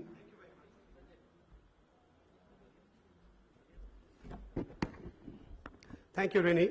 Thank you very much. And before I begin the last session for today, I'd like to compliment Iato and the team of Iato for organizing such a wonderful convention. What an amazing event we are having after 3 years. Such a pleasure to see all the colleagues, people from the industry, specialists from the industry come together, network, and enlighten us with their entire stories of what they did in the last 3 years. I'd like to take this opportunity to welcome Mr. Rajiv Bansal, Honorable Rajiv Bansal, a veteran in the aviation from Air India, and now he's been entrusted with the role of Civil Aviation, Secretary Civil Aviation. I'd like to welcome Mr. S.P. Singh, Joint Secretary, Ministry of Road Transport and Highways. I'd like to welcome Sunit Kothari, a well-known name who's been a pioneer in building a lot of aviation building up aviation sector in Aurangabad. He is the Chairman Civil Aviation NPR Committee in Aurangabad. Santosh Kumar Sharma, the man who is trying to revolutionize the private flying in India. He is the CEO for 4C Aviation. And last but not the least, Madhav, my friend of Madhav Oza, he is the man who sells a lot of airline, railway tickets and road transportation in India. We all know that the subject last mile connectivity is like an adventure game in India. Everybody is into it, but nobody wins the race. We have 406 unserviced airstrips in India. We have 67 hill station strips completely unserviced, and only 8 have direct connectivity with air. We have close to about 19 national parks in India where there is a strip, an airline strip or a landing strip available, but we don't have a single scheduled flight to all these places. The list can go on. I know a lot has been done in the last 75 years. A lot of effort has been put in, and that is why we are where we are in terms of tourism and connectivity. But we know a lot more needs to be done. And what are the plans the government has? While we know our private sector has to contribute a lot to be Atmanirbhar in terms of building and promoting tourism in India, and we are all with it, but we need to be enlightened today by the esteemed panel as to what lies in store for us. Now, before I really go on to the question and answer session, I'd like to request Mr. S.P. Singh, because he has a flight to catch at 8 o'clock. He has a presentation to make on the road transport and highways in India. 38 kilometers of laying of road per day is what our minister claimed recently in an Aaj Tak event, which is incredible. However, we still do not have the connectivity to places where we'd like to push tourism. For example, Auli is struggling. A lot of places in Jammu and Kashmir are struggling. Uttarakhand is struggling. Periyar, Tekadi, Kerala is struggling. We may have been building a lot of highways, but it's still not enough. I leave it to you, Mr. Singh. I invite you to please give us your presentation, and then we'll move on to the other panelists for the question and answer session. Ladies and gentlemen, please welcome Mr. S.P. Singh.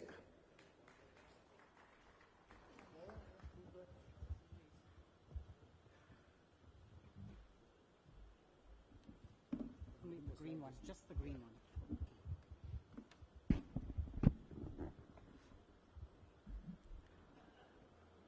Respected Secretary Civil Aviation, and good evening to all dignitaries present on the dais of the dais. Let me express my sincere thanks to the organizers for giving this an opportunity to present the topic, this last mile connectivity or connectivity. The last mile itself sometimes becomes such a dramatic definition that from which point one should define the last mile connectivity. So what I will do, I will proceed with the initiative of Ministry of Road Transport and Highways so far as the connectivity as a whole is concerned. Then I will come to the particular topics of last mile connectivity in my last few slides.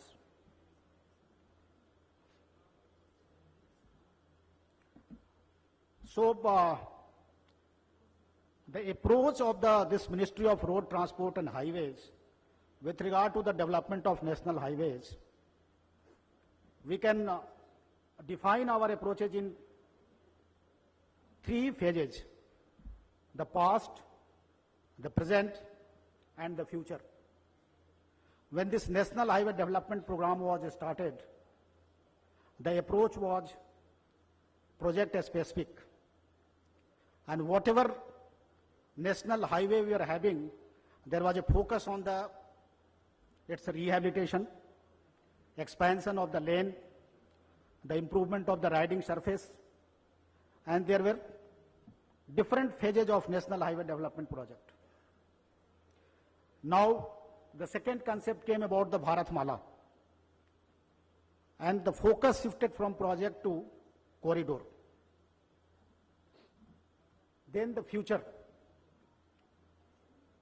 The future lies now to connect the areas which are, we call in our language, that it's a developing part of nations, or the area which are not presently connected, so that it can boost the economic activity also. Just to have a snapshot of what does this National Highway Development Program was, that everybody is aware this 4-laning of Golden Quadrilateral first. Then we moved to the phase 2 where this east-west and north-south corridors were developed. Then phase 3 connecting with the state capitals. All more or less these were the existing alignment. Even in the case of north-south and east-west, we tried to follow whatever alignment was available with the existing roads. Then phase 3, we moved to where some of the national highways were of the single lane or intermediate lane. We tried to expand it. Then 6-laning of GQ just to improve the efficiency. Then bypass, ring road and expressway. So these were the basic steps to improve whatever highway we are having. Now coming to the second step of the corridor approach. The focus shifted from project to corridor to have a end-to-end connectivity. And here the importance of first mile connectivity or last mile connectivity, whatever you call it, this focus came into the picture.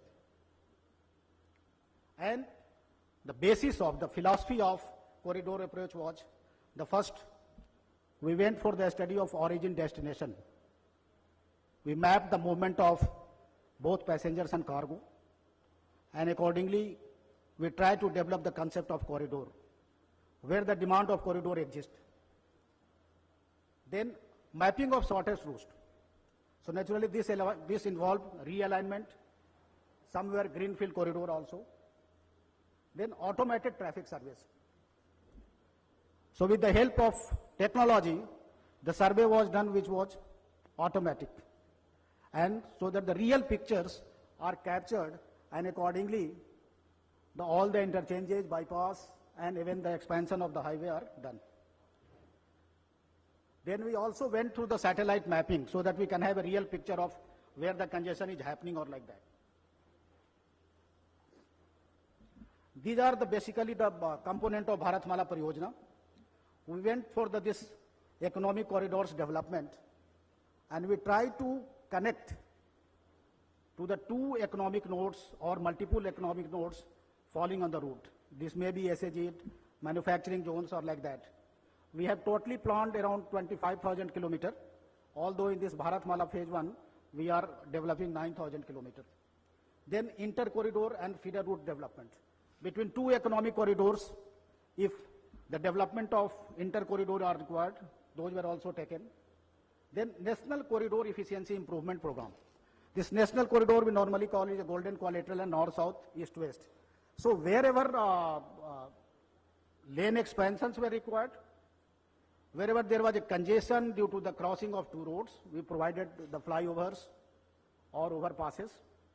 Wherever the National Corridor was passing through the cities, we provided bypass or ring road, so that the congestion, whatever was being faced on the movement of the National Corridor, that gets reduced.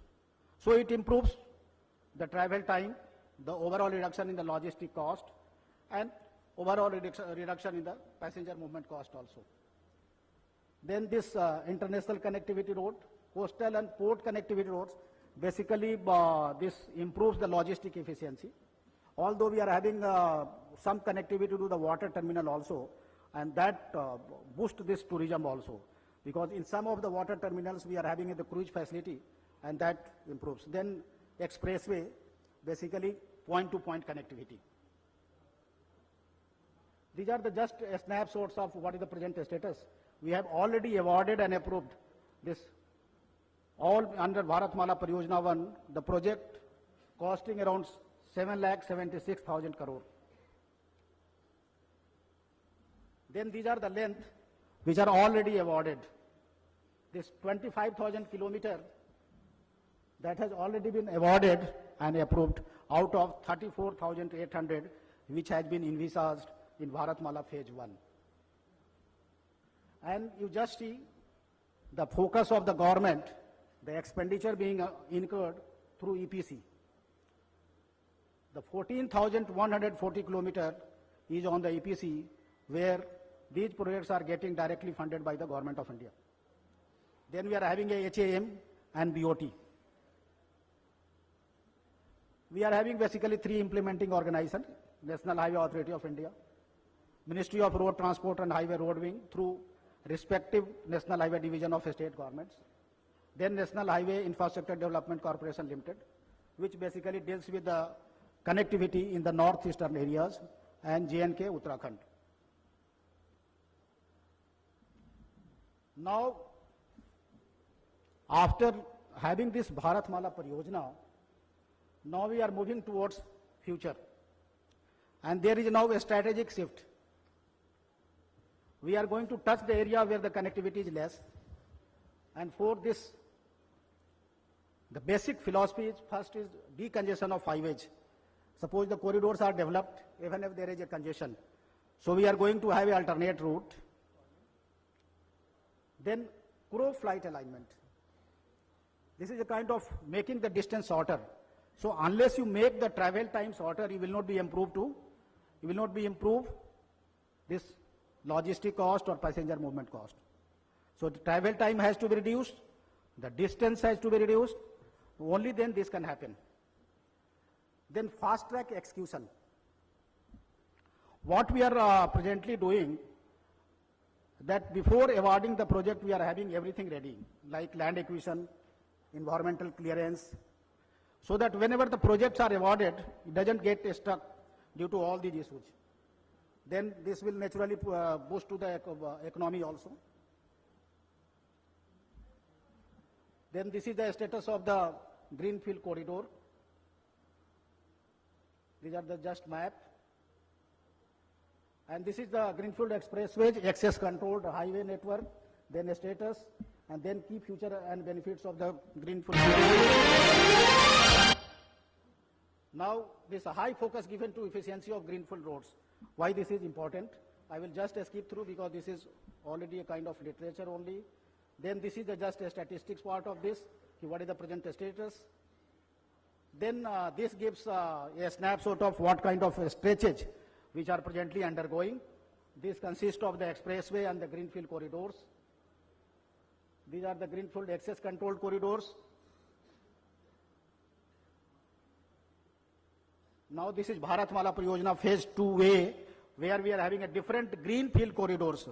I was talking about the future, so now this is greenfield corridors, access controlled, mainly area which are not presently traversed by the national highway connectivity. Now this is the snapshot how our economy is going to move. This 2021-22 we are 3 trillion economy and we are likely to move to the 32 trillion by 2046-47. Just you imagine this road traffic, road freight traffic which is likely to increase, even if we are assuming that our modal shift should happen towards the railway because that's a kind of cheaper version for the longer distance movement, particularly for the traffic cargo. These are some of the stretches which are planned under this phase 2A. Now I am coming to this last mile connectivity, and this is what for important is today. This is logistic improvement, this port and IWT connectivity, ropeways. We are coming big way in case of ropeways. In last budget, this Parvatmala scheme has been announced, and this will be giving really a leg up to the tourism industry also, or the habitant which is staying in the hilly and mountainous areas. Then drone deployment, we are also doing some kind of pilot project in the northeast. And then this intermodal stations or public transport terminal infrastructure, which will be a kind of intermodal station in the city. These are the game changer project of the ropeway projects. Varanasi we have already awarded. So ropeway in the Varanasi have been awarded. The tender for Kedarnath, Bijli Mahadev, Hemkund Sahib and Ujjain, Mahakaleshwar are already invited. We are to award around 8 ropeway projects of 50 kilometer length in this financial year by March 2003. And detailed feasibility studies are already going for number of projects, and presently we have received around 200 ropeway project scheme from various state governments. We have already signed number of MOUs with the respective state governments. Then this public transport terminal infrastructure which we are calling, this will be kind of integrated, you can call integrated bus port or integrated railway stations, where every kind of this public transport will be integrated. So you can have from that place, there will be a station for taxi, there will be a station for bus, there will be a metro. So some kind of integrated this terminal will come, and we are going to have development about this also. The Katra we are in the advanced stage. Even this Varanasi, Ayodhya and Mathura, I am talking about for the UP. These are also planned for the intermodal bus stations. Now coming to this wayside amenities. So this will also give some kind of indirect boost to the tourism industry, because when you are going to develop this longer highway access controlled, then you have to have some kind of facility for the road users, road commuters. Commuters have to feel some kind of convenience and comfort both. So to meet those things, we are developing wayside amenities more or less at the distance of around 40 to 50 kilometers on each side. And you just imagine this 92 is already done, total 328 is already under the pipeline. And these are the facilities which will be available on the wayside amenities. And these are the approach. The basic approach is that we have to integrate ourselves with the vision of Honorable Prime Minister, that is multimodal connectivity through PM Gati Shakti National Master Plan. So this seamless interoperability and safe travel. So Mr. Jain, we have to proceed with the panel. So I request you to I think now I have covered more or less, conclude your presentation. Thank you. Thank you very much. I think आपने बहुत अच्छा, you've really taken us through a lot of initiatives that the government is taking, and thank you very much for enlightening us about it. But एक सवाल मैं आपसे ही start करता हूँ. 7,76,000 crores are being spent, yet Mandi Kullu, Jammu, Ramban, Srinagar highways have been going on for a long time and yet incomplete. क्या कहेंगे आप उसके बारे में? My list can go on, but yeah. So you have asked very nice question. The topic last mile connectivity, it also involves the difficult areas. And there are some ecological issues also. But so far as this Srinagar is going, that we are already constructing the tunnels all the activities which were earlier not taken, now it has already been taken. So, even our Honorable Minister always announces that from Delhi to Srinagar, we will be having some kind of greenfield corridor, Delhi to Katra, and then with the help of tunnel, which will remain open more or less all days. So all weather tunnel will be there. And this thing will also come in the future. Jojila tunnel is already under construction. So that kind of thing will come. Thank you. Now, obviously, we all want to hear our Honorable Secretary for Civil Aviation. Sir, while we have announced the UDAN scheme for regional connectivity, a lot's been done. About 451 new air routes have recently been launched. My question remains that, there are a lot of sectors, there are a lot of tourism sectors, and I'll be very specific when I said in terms of wildlife, hill stations, cultural destinations, still remain to be very badly connected. We also have problems in places like Khajuraho, Tekedi, Periyar, where we don't have enough, and we have a scheduled flight, but if they don't get enough traffic and adequate passengers, they cancel it. Now, my question is, one, what is it in store for all of us in terms of airline connectivity? And two, how can we revolutionize this sector in terms of making sure that the core tourism sectors are serviced? Currently, they are not. Over to you. Thank you. So, in civil aviation, I do firmly believe that this is one of the best times in civil aviation. We are in the business of making airports. We are in the business of providing connectivity to airports. Connectivity including the last mile connectivity. If you see over the last 7-8 years, barring the 2 bad years of COVID that we've had, we built about 70 airports in the last 7 years. So that's about almost 10 airports per year. In fact, in the previous 70 years, we built 70 airports. So that's the pace at which work has been happening. We've had a great scheme called the UDAN scheme, which you just mentioned about, and you rightly said about 450 routes have been connected. The UDAN scheme was launched in 2016. So if you cut out the 2 washout years of COVID, in 5 years, we've done about 450 routes. What's our target? We want to reach 1,000 routes. So we have another 550 routes to go. So obviously, the solution to connect, the solution to growth, aviation growth, tourism growth, is all about building more infrastructure. And towards that end, if you see what's happening in India, we are growing airports, we are growing big airports are becoming bigger. Delhi airport is about 65-70 million. It's adding, T1 is adding capacity. It will become 100 million capacity. Throughput will become 100 million by next year, September.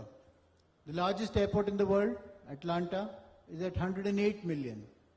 What is our dream? Our dream is to have the largest airport in the world. And I think this will become a reality in the next 3-4 years. Atlanta will not grow at the rate at which Delhi will grow. We'll have a second airport by that time in Jewar. Another airport will come up in Jewar. In Mumbai, we have Mumbai, and of course Navi Mumbai is coming up. We had the inauguration of a second airport in Goa. We'll have more charter flights coming in from Russia, from London. The popular incoming flows come in from these 2 countries. We have airports coming in at very small places. During my tenure, in the last 1 year that I've been here, we inaugurated Kushinagar, an international airport on the Buddhist circuit. We inaugurated Devgarh Airport. We inaugurated Keshod Airport. Somebody was in the earlier time talking about Gir. Small airports coming up. Big airports becoming bigger. And in many cities, more than 1 airport is coming up. The next challenge is, of course, connectivity. and you in your opening remarks talked about some 400 strips, out of which today we are connecting about 145. We have a target to reach about 220. Now, what is going to happen in all these unused strips? Basically, there will be more 9-seater aircraft and 19-seater aircraft which will come in to provide these last mile connectivity. In the last Udan round, we've included smaller airstrips which can be catered by 19-seater aircraft. Many of these smaller airstrips will provide connectivity for religious tourism, for adventure tourism, as well as for all the sanctuaries that are there, wildlife sanctuaries. I think that's the way to go. I know there is constraint of time, so I'll pause at this point. I'll come back to you. Thank you very much for actually touching the 9 to 19-seater aircraft connectivity. However, with that, I'll come to my friend Santosh. Santosh, you've been talking a lot and writing a lot about the private flying in India. You also promote quite a bit.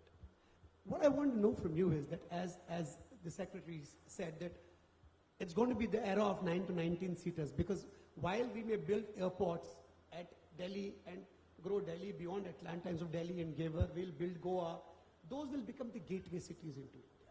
Now, what happens beyond that? A place like Kathmandu has a one international airport, but it connects almost last mile with 7 to 17-seater aircrafts, including Lukla right up to the Mount Everest base camp. You go to Africa. You have in Tanzania you have a Kilimanjaro airport, and in Kenya, in Nairobi you have an airport.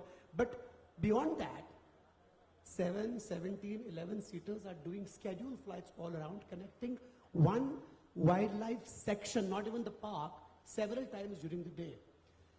While you're the only guy not operating an airline, but a private flyer in this panel, I would want you to tell us a little more about the challenges we face in terms of bringing those aircrafts into India, operating them to the airstrips, and how can we make it more affordable? Because people think that, charter flying is, my God, a very luxury, and it doesn't really, it's not affordable. So how do I promote it? So please throw some light on this, and I like to now go up to you and tell us what lies in store for us. Right. Thank you, Naveen, for that question. I guess very relevant in today's perspective. Challenges, in fact, about a week back, I was making a presentation at MEBAA, that is MEBA Dubai, and I think it's one of the slides that I had the challenges. And one of the biggest challenges that we have is a total mindset. Gone are the days when charters would be more of a luxury. It's more of a necessity today, right? Look at the flying that is taking place post-COVID. If you look at a radar, I mean, every day I sit on a radar because that's my passion, I guess. And I see the number of flyings happening down south is crazy. I mean, look at Hyderabad airport. Begumpet would not have single plane once upon a time. Today there are about 12 private jet lying there. And they fly like crazy. People are buying aircraft left, right, and center. I'm sure Mr. Bansal would know. I mean, the numbers are increasing rapidly. People want to buy a plane. People want to fly. Now, when it comes to challenges, I'll give you a small example. Sir, with all my due respect, we fly to a lot of unmanned airstrip, especially with foreign tourists who are very high-end. They are the maybe prince or princess of some country, etc.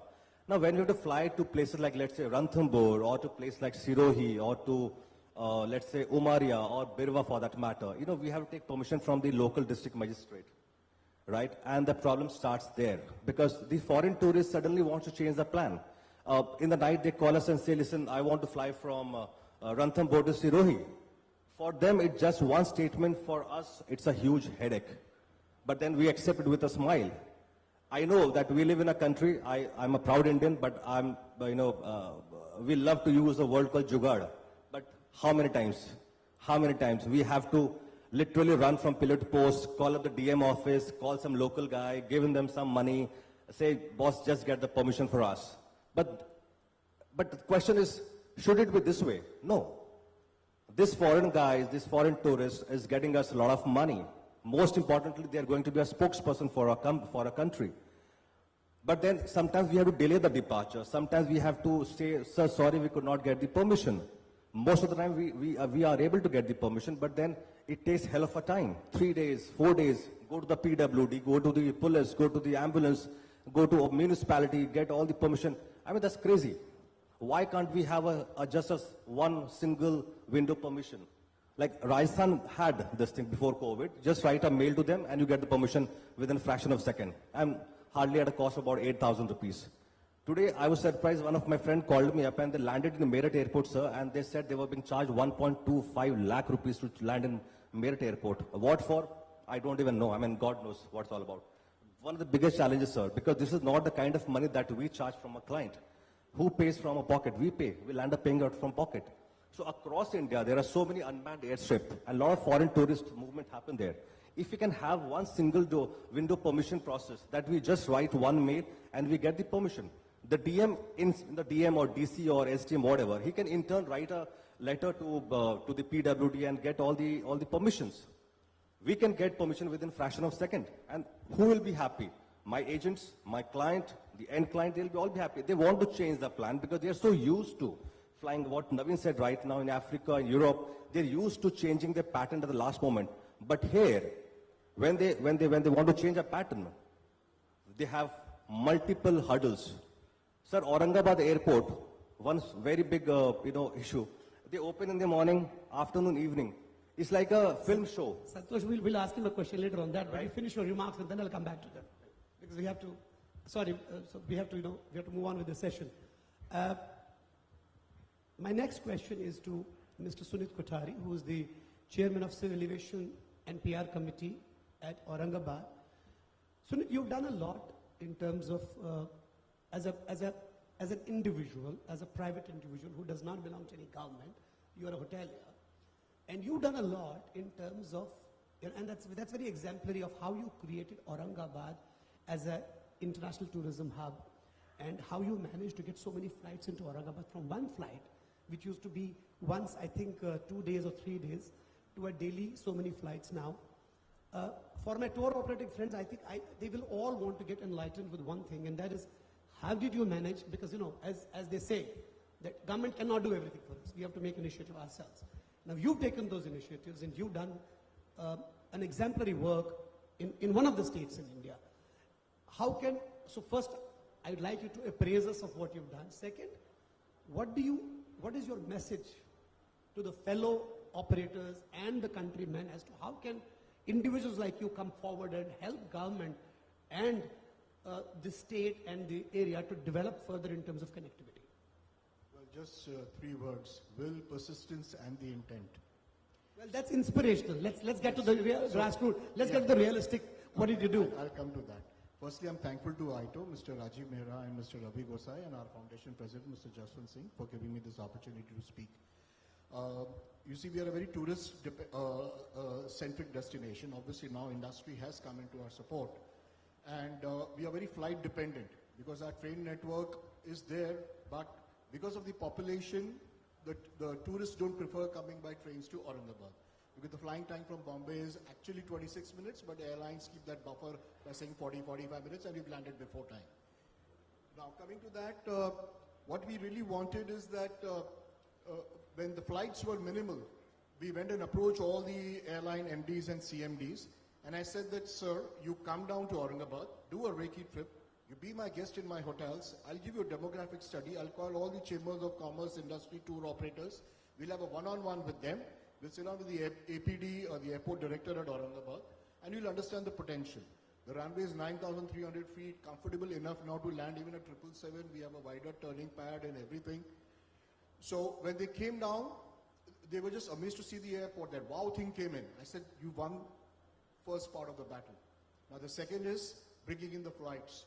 So when we showed them the demographic study and the potential, and I took them around to do an industrial Reiki and to all the hotels, and when we removed the historical data of the tourism in Aurangabad of last 50 years, when the first tourists came in the 60s, when the caves opened up, I said, we are in the tourism capital of Maharashtra. This is the gateway city to the 2,000-year-old Ajanta-Ellora caves and the 50,000-year-old Lonar crater, which is the largest meteorite impact crater of its kind in the basaltic rock region.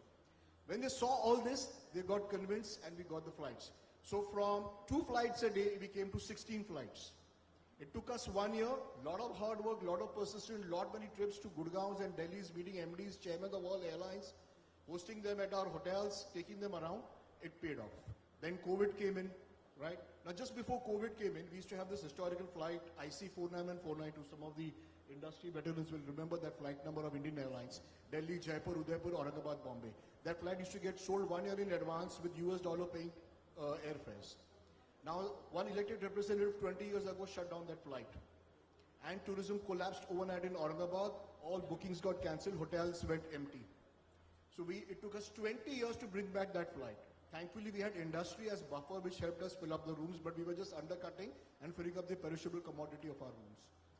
Now, when we met the MD at that time of Air India, Mr. Ashwini Lohani, and I wrote to him a very detailed, it could be called as harshly worded, but he understood the underlying message. Before I could open his cabin door, when I entered his office with an appointment, me and Mr. Jaswant, the first thing he got up from his chair, he said, Sunat, I'm giving you this flight. Within 5 minutes, we got this flight. The flight got started, right? Tourism started bouncing back. We got connected to Udaipur because Rajasthan, even till today, commands 40% of inbound tourist traffic on this part of the country. And then COVID came in, so naturally the flight got withdrawn. Now we are reinventing the wheel, and we're trying to get that flight back. So this is how persistence. So you come with data, and airlines are willing. And the silver lining now is that we want to bring back those flights from Bangalore and Hyderabad. Hyderabad we already have, from Bangalore, from Chennai, from Udaipur, Ahmedabad. So we are working on that to bring back all the flights that we had lost prior to the pandemic. Thank you. Thanks, Sunit. But so what you did is not the feasibility study, but the possibility study. Okay. Yeah. And you presented that to the government and to the airlines. So I think that's something that we all need to learn from here, that it's not always the feasibility that matters, it's the possibility that has to be created. Right. My next question comes to my friend Madhav. Madhav, hi. You are into the business of selling space. So you sell airlines, you sell rail transport, you sell road transport. I would want you to give me, as a travel agent, as a consolidator, your perspective about what would you expect from the airlines in terms of improving the connectivity, with the result that India is the fastest civil aviation growing market, or the fastest travel market in the world, let's say. It's going to be the 3rd largest travel market by 2025. I'd like to have your take as to what would you, as a consolidator, as a space seller, as a consolidator, as a travel agent, what is your expectation from the aviation, from the rate, from the road, in terms of connectivity, in terms of boosting up your business? Thank you. Thank you for having me here, Rajiv ji. First, I would like to say what is my view on what is Last Mile Connect. As per me, when a person seamlessly, without stress, reaches the last destination, that is the Last Mile Connect. For that, I would like to give a quote, small quote. If a person travels 1 mile of expressway, he reaches 1 mile. When a person travels 1 mile of a runway, he reaches anywhere in the world. And if a person travels a gate-filled last mile connect, the whole nation benefits. That's what my view is. Having heard a lot of speakers since yesterday and today, full day, a lot of positive thoughts we have taken. We will go back on Monday to our offices. I would speak on behalf of all my agents about this point. We will reach home, we will be back with the ideas we are taking from this forum, and we'll be working on them positively. But sooner or later we will really realize, like my friend Huma also spoke, that we want a group fare from group room rate from the hotel. It's more expensive than the individual. Same goes with the airlines. A person wants a group fare, it's more expensive. Any airline you take up today, the fares are mind-boggling. Last week we have sold tickets for Bombay, Delhi on a business class for 97,000 rupees. The other factor, a single ticket we sold from Ahmedabad, Delhi to Guwahati. Mr. Bansal is not surprised. 65,000 rupees. That is what it is. I would like to definitely speak to the airlines, but I would like to address a question to Rajiv ji because they are the regulatory body. As our Honorable Prime Minister announced, the Udan scheme, Ude Aam Nagrik, I would like to know, can an Aam Nagrik in the month of a lean period of November fly Bombay, Ahmedabad at 18,500 rupees? Is that the idea?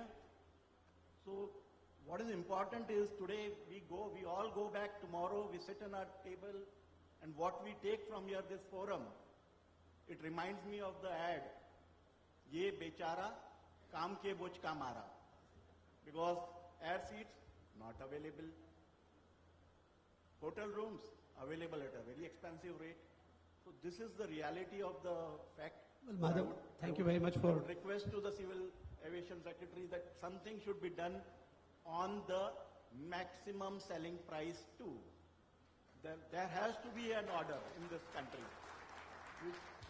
You just can't go hiking the prices at any level. Frankly speaking, I'm selling in October, November a Bombay Delhi ticket at 20,000 rupees. Thanks, Madhav. I think what you really highlighted is there should be a maximum selling price attached to the flying. I'll come back to Mr. Bansal because everybody's eager to know more about what you want to really communicate. But ease of flying in India and ease of aviation business in India. Ease of aviation business in India. So one is the business of aviation for the airlines. How can you make it more easier for them to bring in more aircrafts? We have just 800 aircrafts in India, while China has 2,000. Considering the population, the number of people that fly in India, I think we have very less aircrafts. And what Madhav said is, the pricing is 97,000 for a business class and 20,000. We're not surprised because there's a dynamic pricing. I'm not going to get into that because that's dynamic pricing. That's a business model. Now the complete aviation sector in terms of flying is privatized. Government doesn't really own any other airline. So ease of civil aviation business in India and ease of flying for the flyers. I'd like you to throw some light on that. Yeah, some good points around the table. And then I'll have a second question after this. Sure, why not?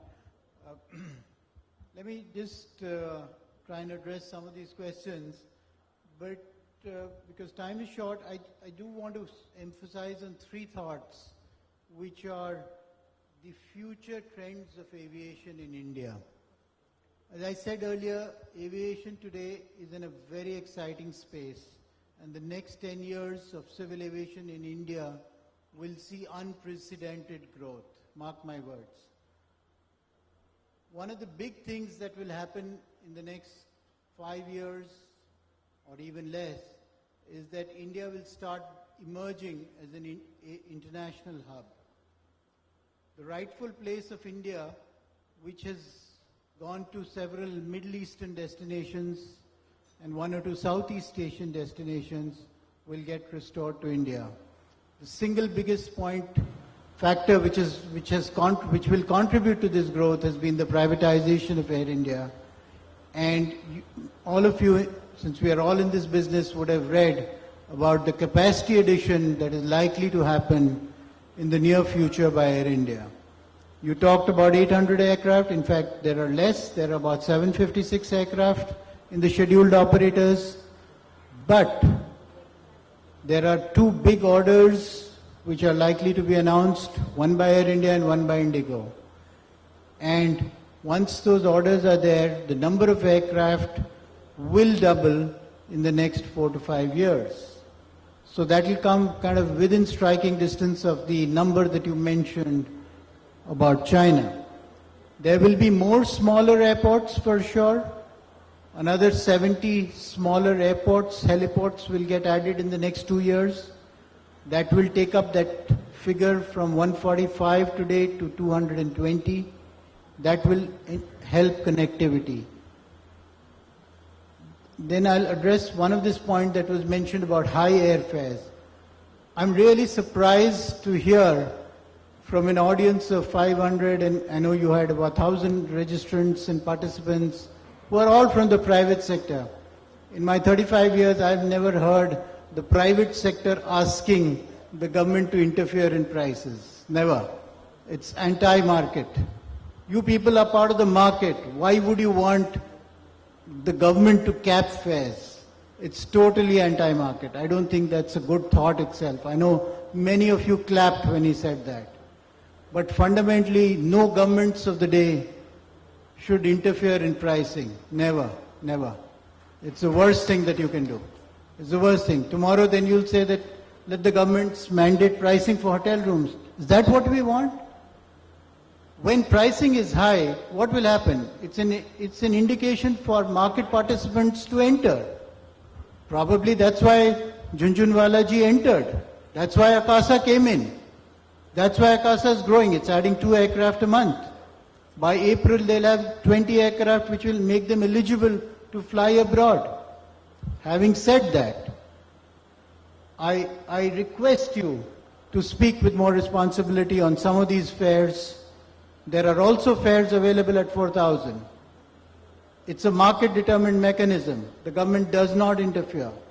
And, mind you, to listen to this last statement, the top line of our airlines is something like about 80,000 crores. And the bottom line is minus 20,000 crores. If what you said was correct,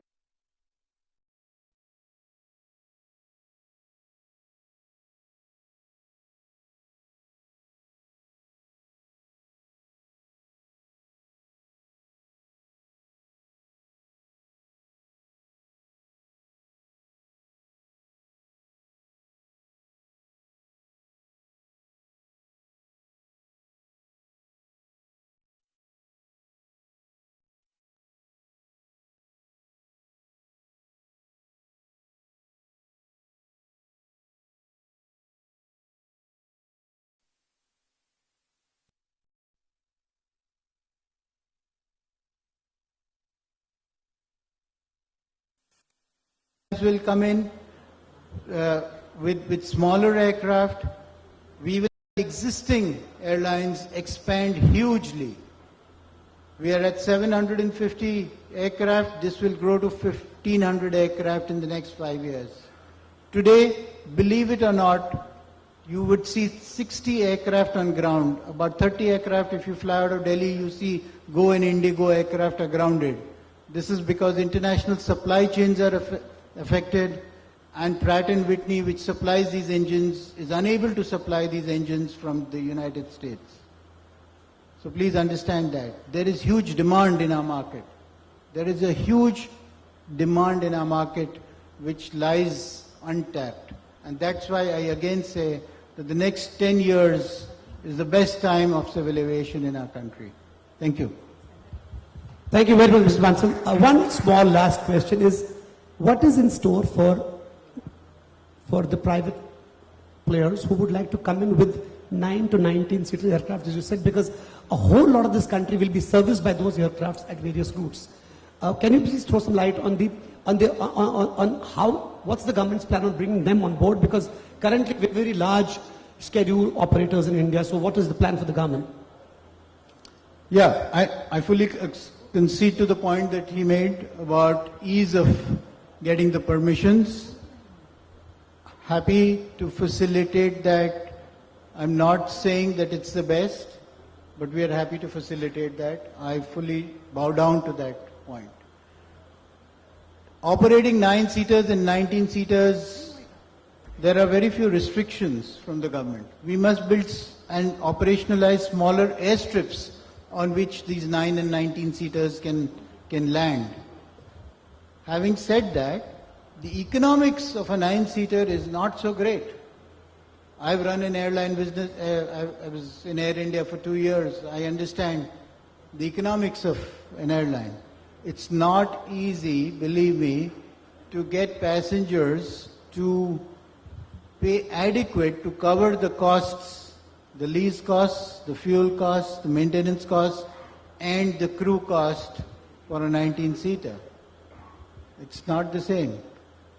Often people compare about fares in India as well as developed countries, a lot of niche markets that some of you spoke of.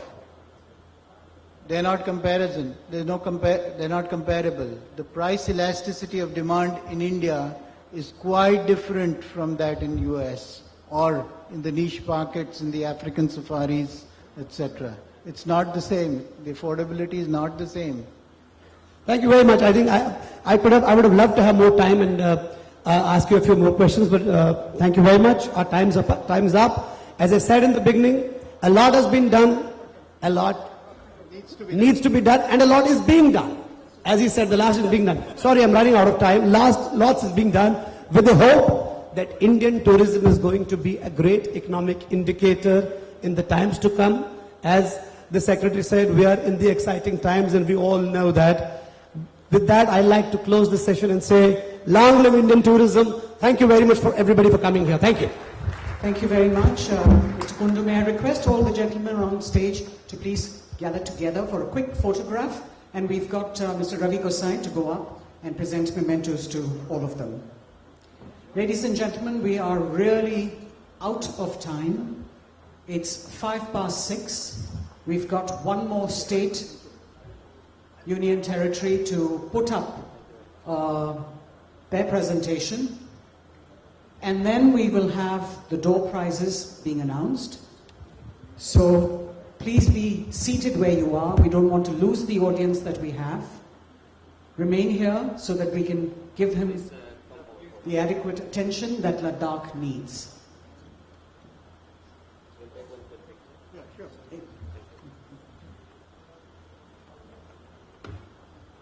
I also need to tell you that hoteliers and tour operators who are interested in knowing more about the Uttar Pradesh tourism policy and are interested in signing MOUs with the government, you may please visit the UP booth. For now, it is the presentation by the UT of Ladakh, Ms. Kunjus Angmo. If I could request her to please come up.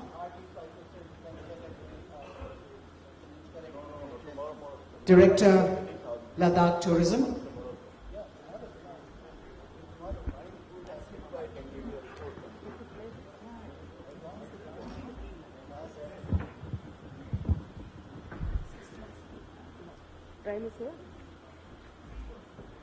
Good evening, ladies and gentlemen. I'm presenting Ladakh Tourism. So you all know that Ladakh is only 3 years old as a UT, we're functioning. Earlier we were part of Jammu and Kashmir state, now we are a UT. It's been 3 years. So I would like to showcase the products of Ladakh Tourism before you. So Ladakh is the highest plateau in the Indian subcontinent at an altitude ranging between 9,000 to 25,170 feet. Ladakh is also known as the land of llamas amongst gigantic mountain ranges. It's a high altitude desert in the Himalayan region with Tibet in the east, Himalaya to the south, Kashmir to the west, and Xinjiang across the Karakoram Pass in the far north. So tourism serves as the backbone of the socio-economic fabric of Ladakh, which offers a medley of prospects for travelers ranging from scenic beauty to high altitude treks. It's just an introduction. We are having 2.97 lakh populations. Our area is 59,146 square kilometer. Our literacy rate is 74.25%, and the life expectancy is 74 years, and it is one of the lowest crime rates UTs. The advantages of Ladakh tourism are we are a renowned tourist destination. We have lots of unexplored destinations.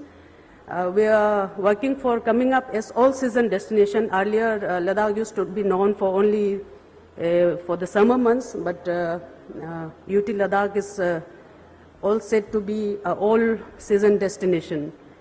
So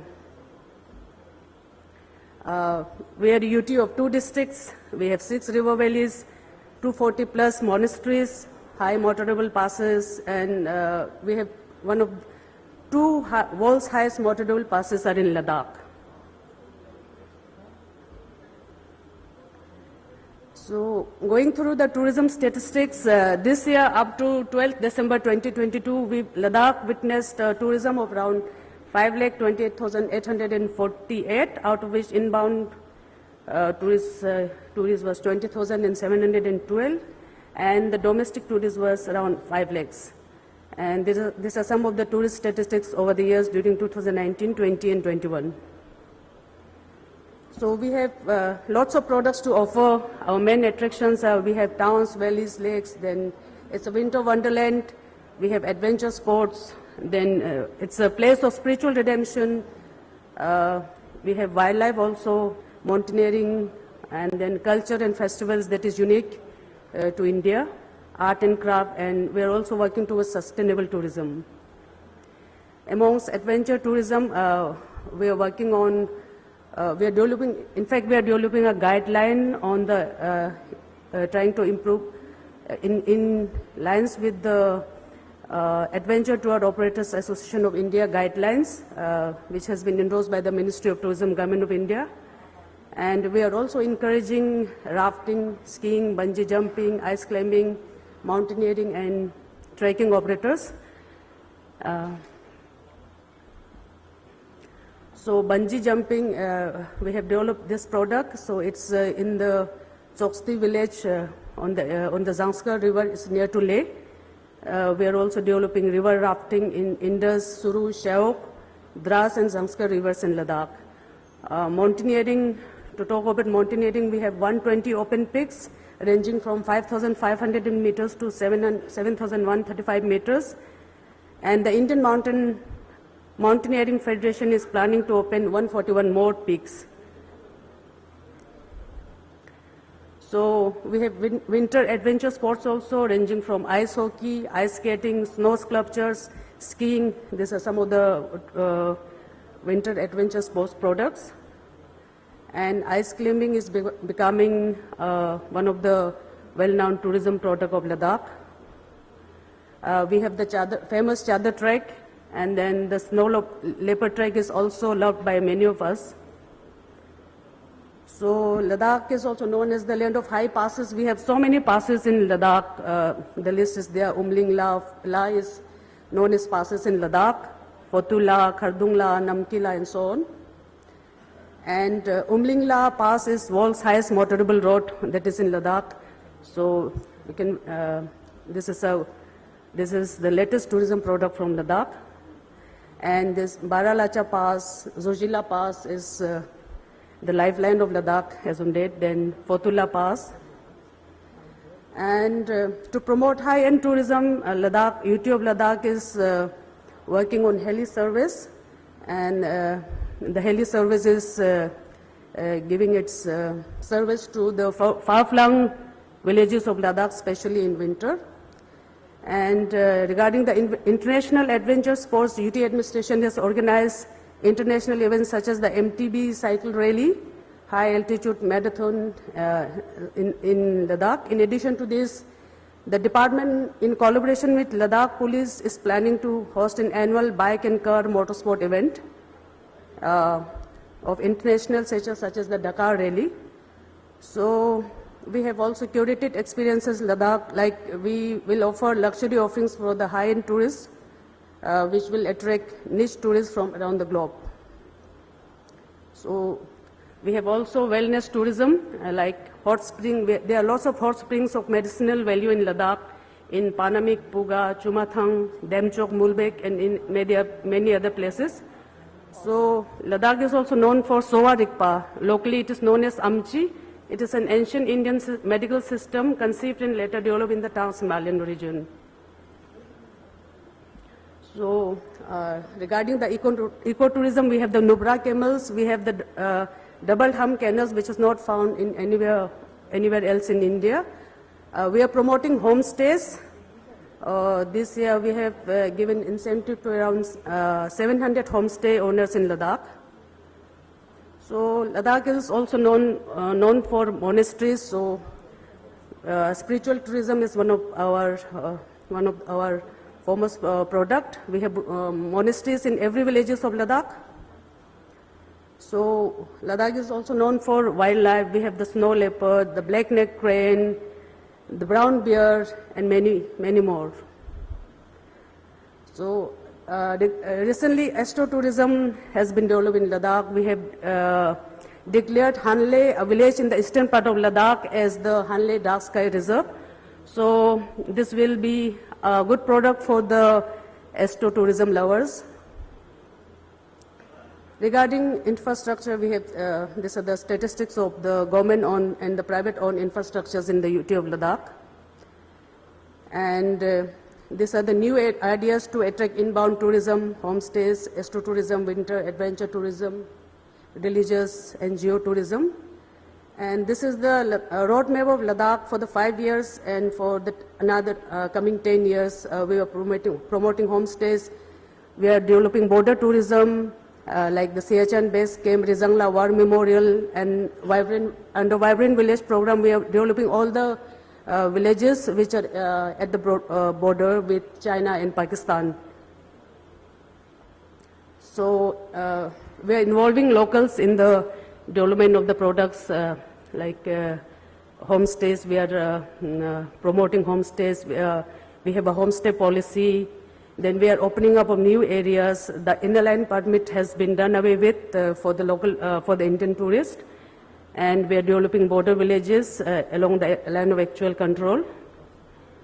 And we are also coming up with the Ladakh tourism policy, which will be notified by early 2023. And we are also interested in the MICE tourism. We have 2 convention centers coming up, which are at the DPS stage. We are developing 4 border villages, and permit requirement has been removed, as I told earlier. So we have also the Ladakh Ladakh police has developed tourist police who are assisting the tourists, and we are also offering training programs in tourism. And thank you. I hope that you will promote Ladakh tourism. So, thank you very much, Ms. Anmo. I'd like to request you to please remain on stage, and if I could request Mr. Sering Namgyal to please come up and present Ms. Anmo with a small token of appreciation. So Mr. Namgyal was a little upset that we had kept Ladakh for last, but it is common practice that we will keep the best for last. So give her a big round of applause, ladies and gentlemen. We've almost come to the end of our day, but we've still got a lot of stuff that we have to share with you. And this time it's going to be of benefit because you've got prizes that you take back. But a couple of announcements before you move on to the door prizes. The tour for spouses. If you'd signed up for that, please ensure that you inform your spouse that it was scheduled for 12:30, but it's been postponed to 2:30. And this is in lieu of the Chief Minister who's joining us tomorrow. And since the Chief Minister is joining us tomorrow, everyone who's here has to be present. So please ensure that you're here in big numbers for the session that will begin at 10 in the morning. Please ensure that you go to bed early so that you're here early. All right. For those hoteliers and tour operators who are interested in knowing more about the UP tourism policy and are interested in signing MOUs with the government, please ensure that you visit the UP booth at the Tourism Mart. Okay, let's bring on the bowl, and Ravi is here to announce the door prizes. So we are going to do this door prizes, last door prizes for today. Door prizes are sponsored by India Assist, an emergency assistance service for the travelers. I request Mr. Harish Khatri, founder, to come on the stage, and also if our president, Mr. Mehra, is here, please join us. So we have 3 door prizes.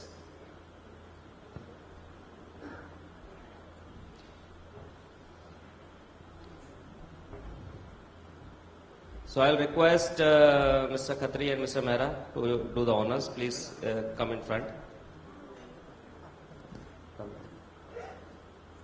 So we have information that we also have Indigo tickets, but we'll give it tomorrow. So I want everybody to be in the session. Thank you. So Mr. Mehra, you can pick up the first. This will be for airports.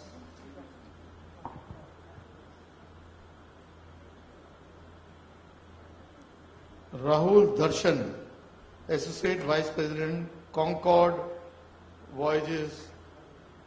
So Mr. Rahul, if you are here, I cannot see you. Yeah, please raise your hand. Congratulations, please clap for him. He is really fortunate to get out of a couple of 100 cards we have.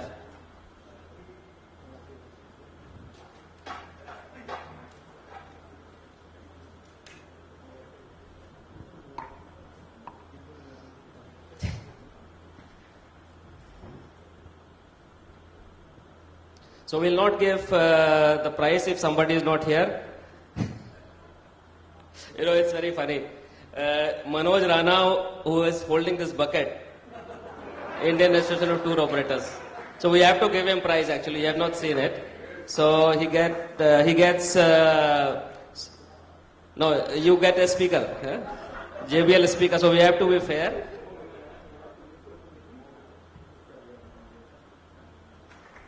He is very lucky, you know, every year he gets something. Congratulations, Manoj. So we'll have the last lucky winner for Samsung smartphone. Mr. Mehra, कोई अच्छा सा निकालना ढूंढ के. बंदा हो, बंदी हो तो ज्यादा बेटर है.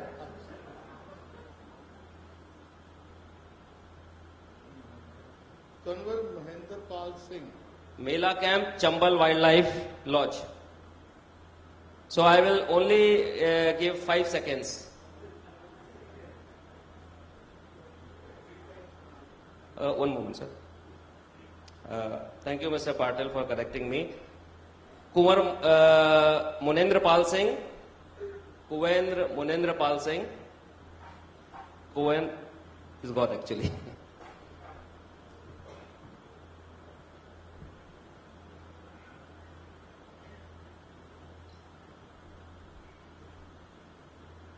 Rohini Vachad, Business Head, Titli. Rohini from Titli.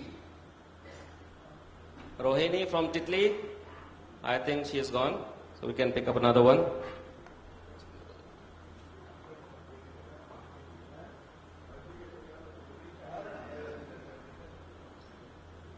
Rahul Kumar, Kashi Voyages. Rahul Kumar, Kashi Voyages. Rahul Kumar, Kashi Voyages. It's not here. So Ariji, you have to pick up the winner. Santosh Kumar, Holiday to Andaman. Santosh Kumar, Holiday to Andaman. Santosh Kumar, Holiday to Andaman. Gone.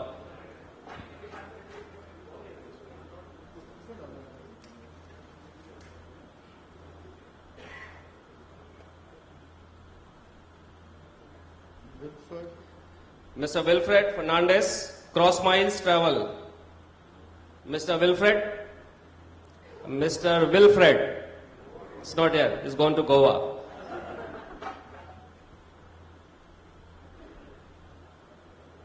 It seems to be a really pricely affair. Rohit Hangal, Spare Media. Media only remains in the morning. Achha, you are there, okay. So Rohit Hangal, I don't see him here.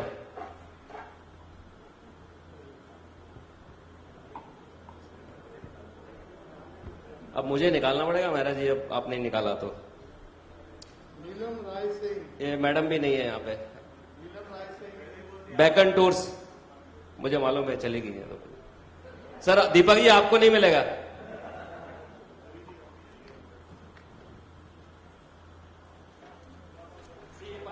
If I take out any favorites, so do not blame me. I am not looking here.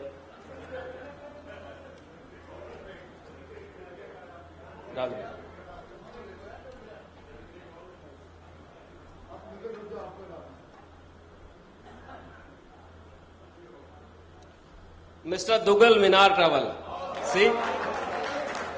Mr. Dugal Minar Travel. So you see, this is what we get. He is there throughout the day. So ऊपर वाला भी सुनता है. Congratulations, Dugal साहब.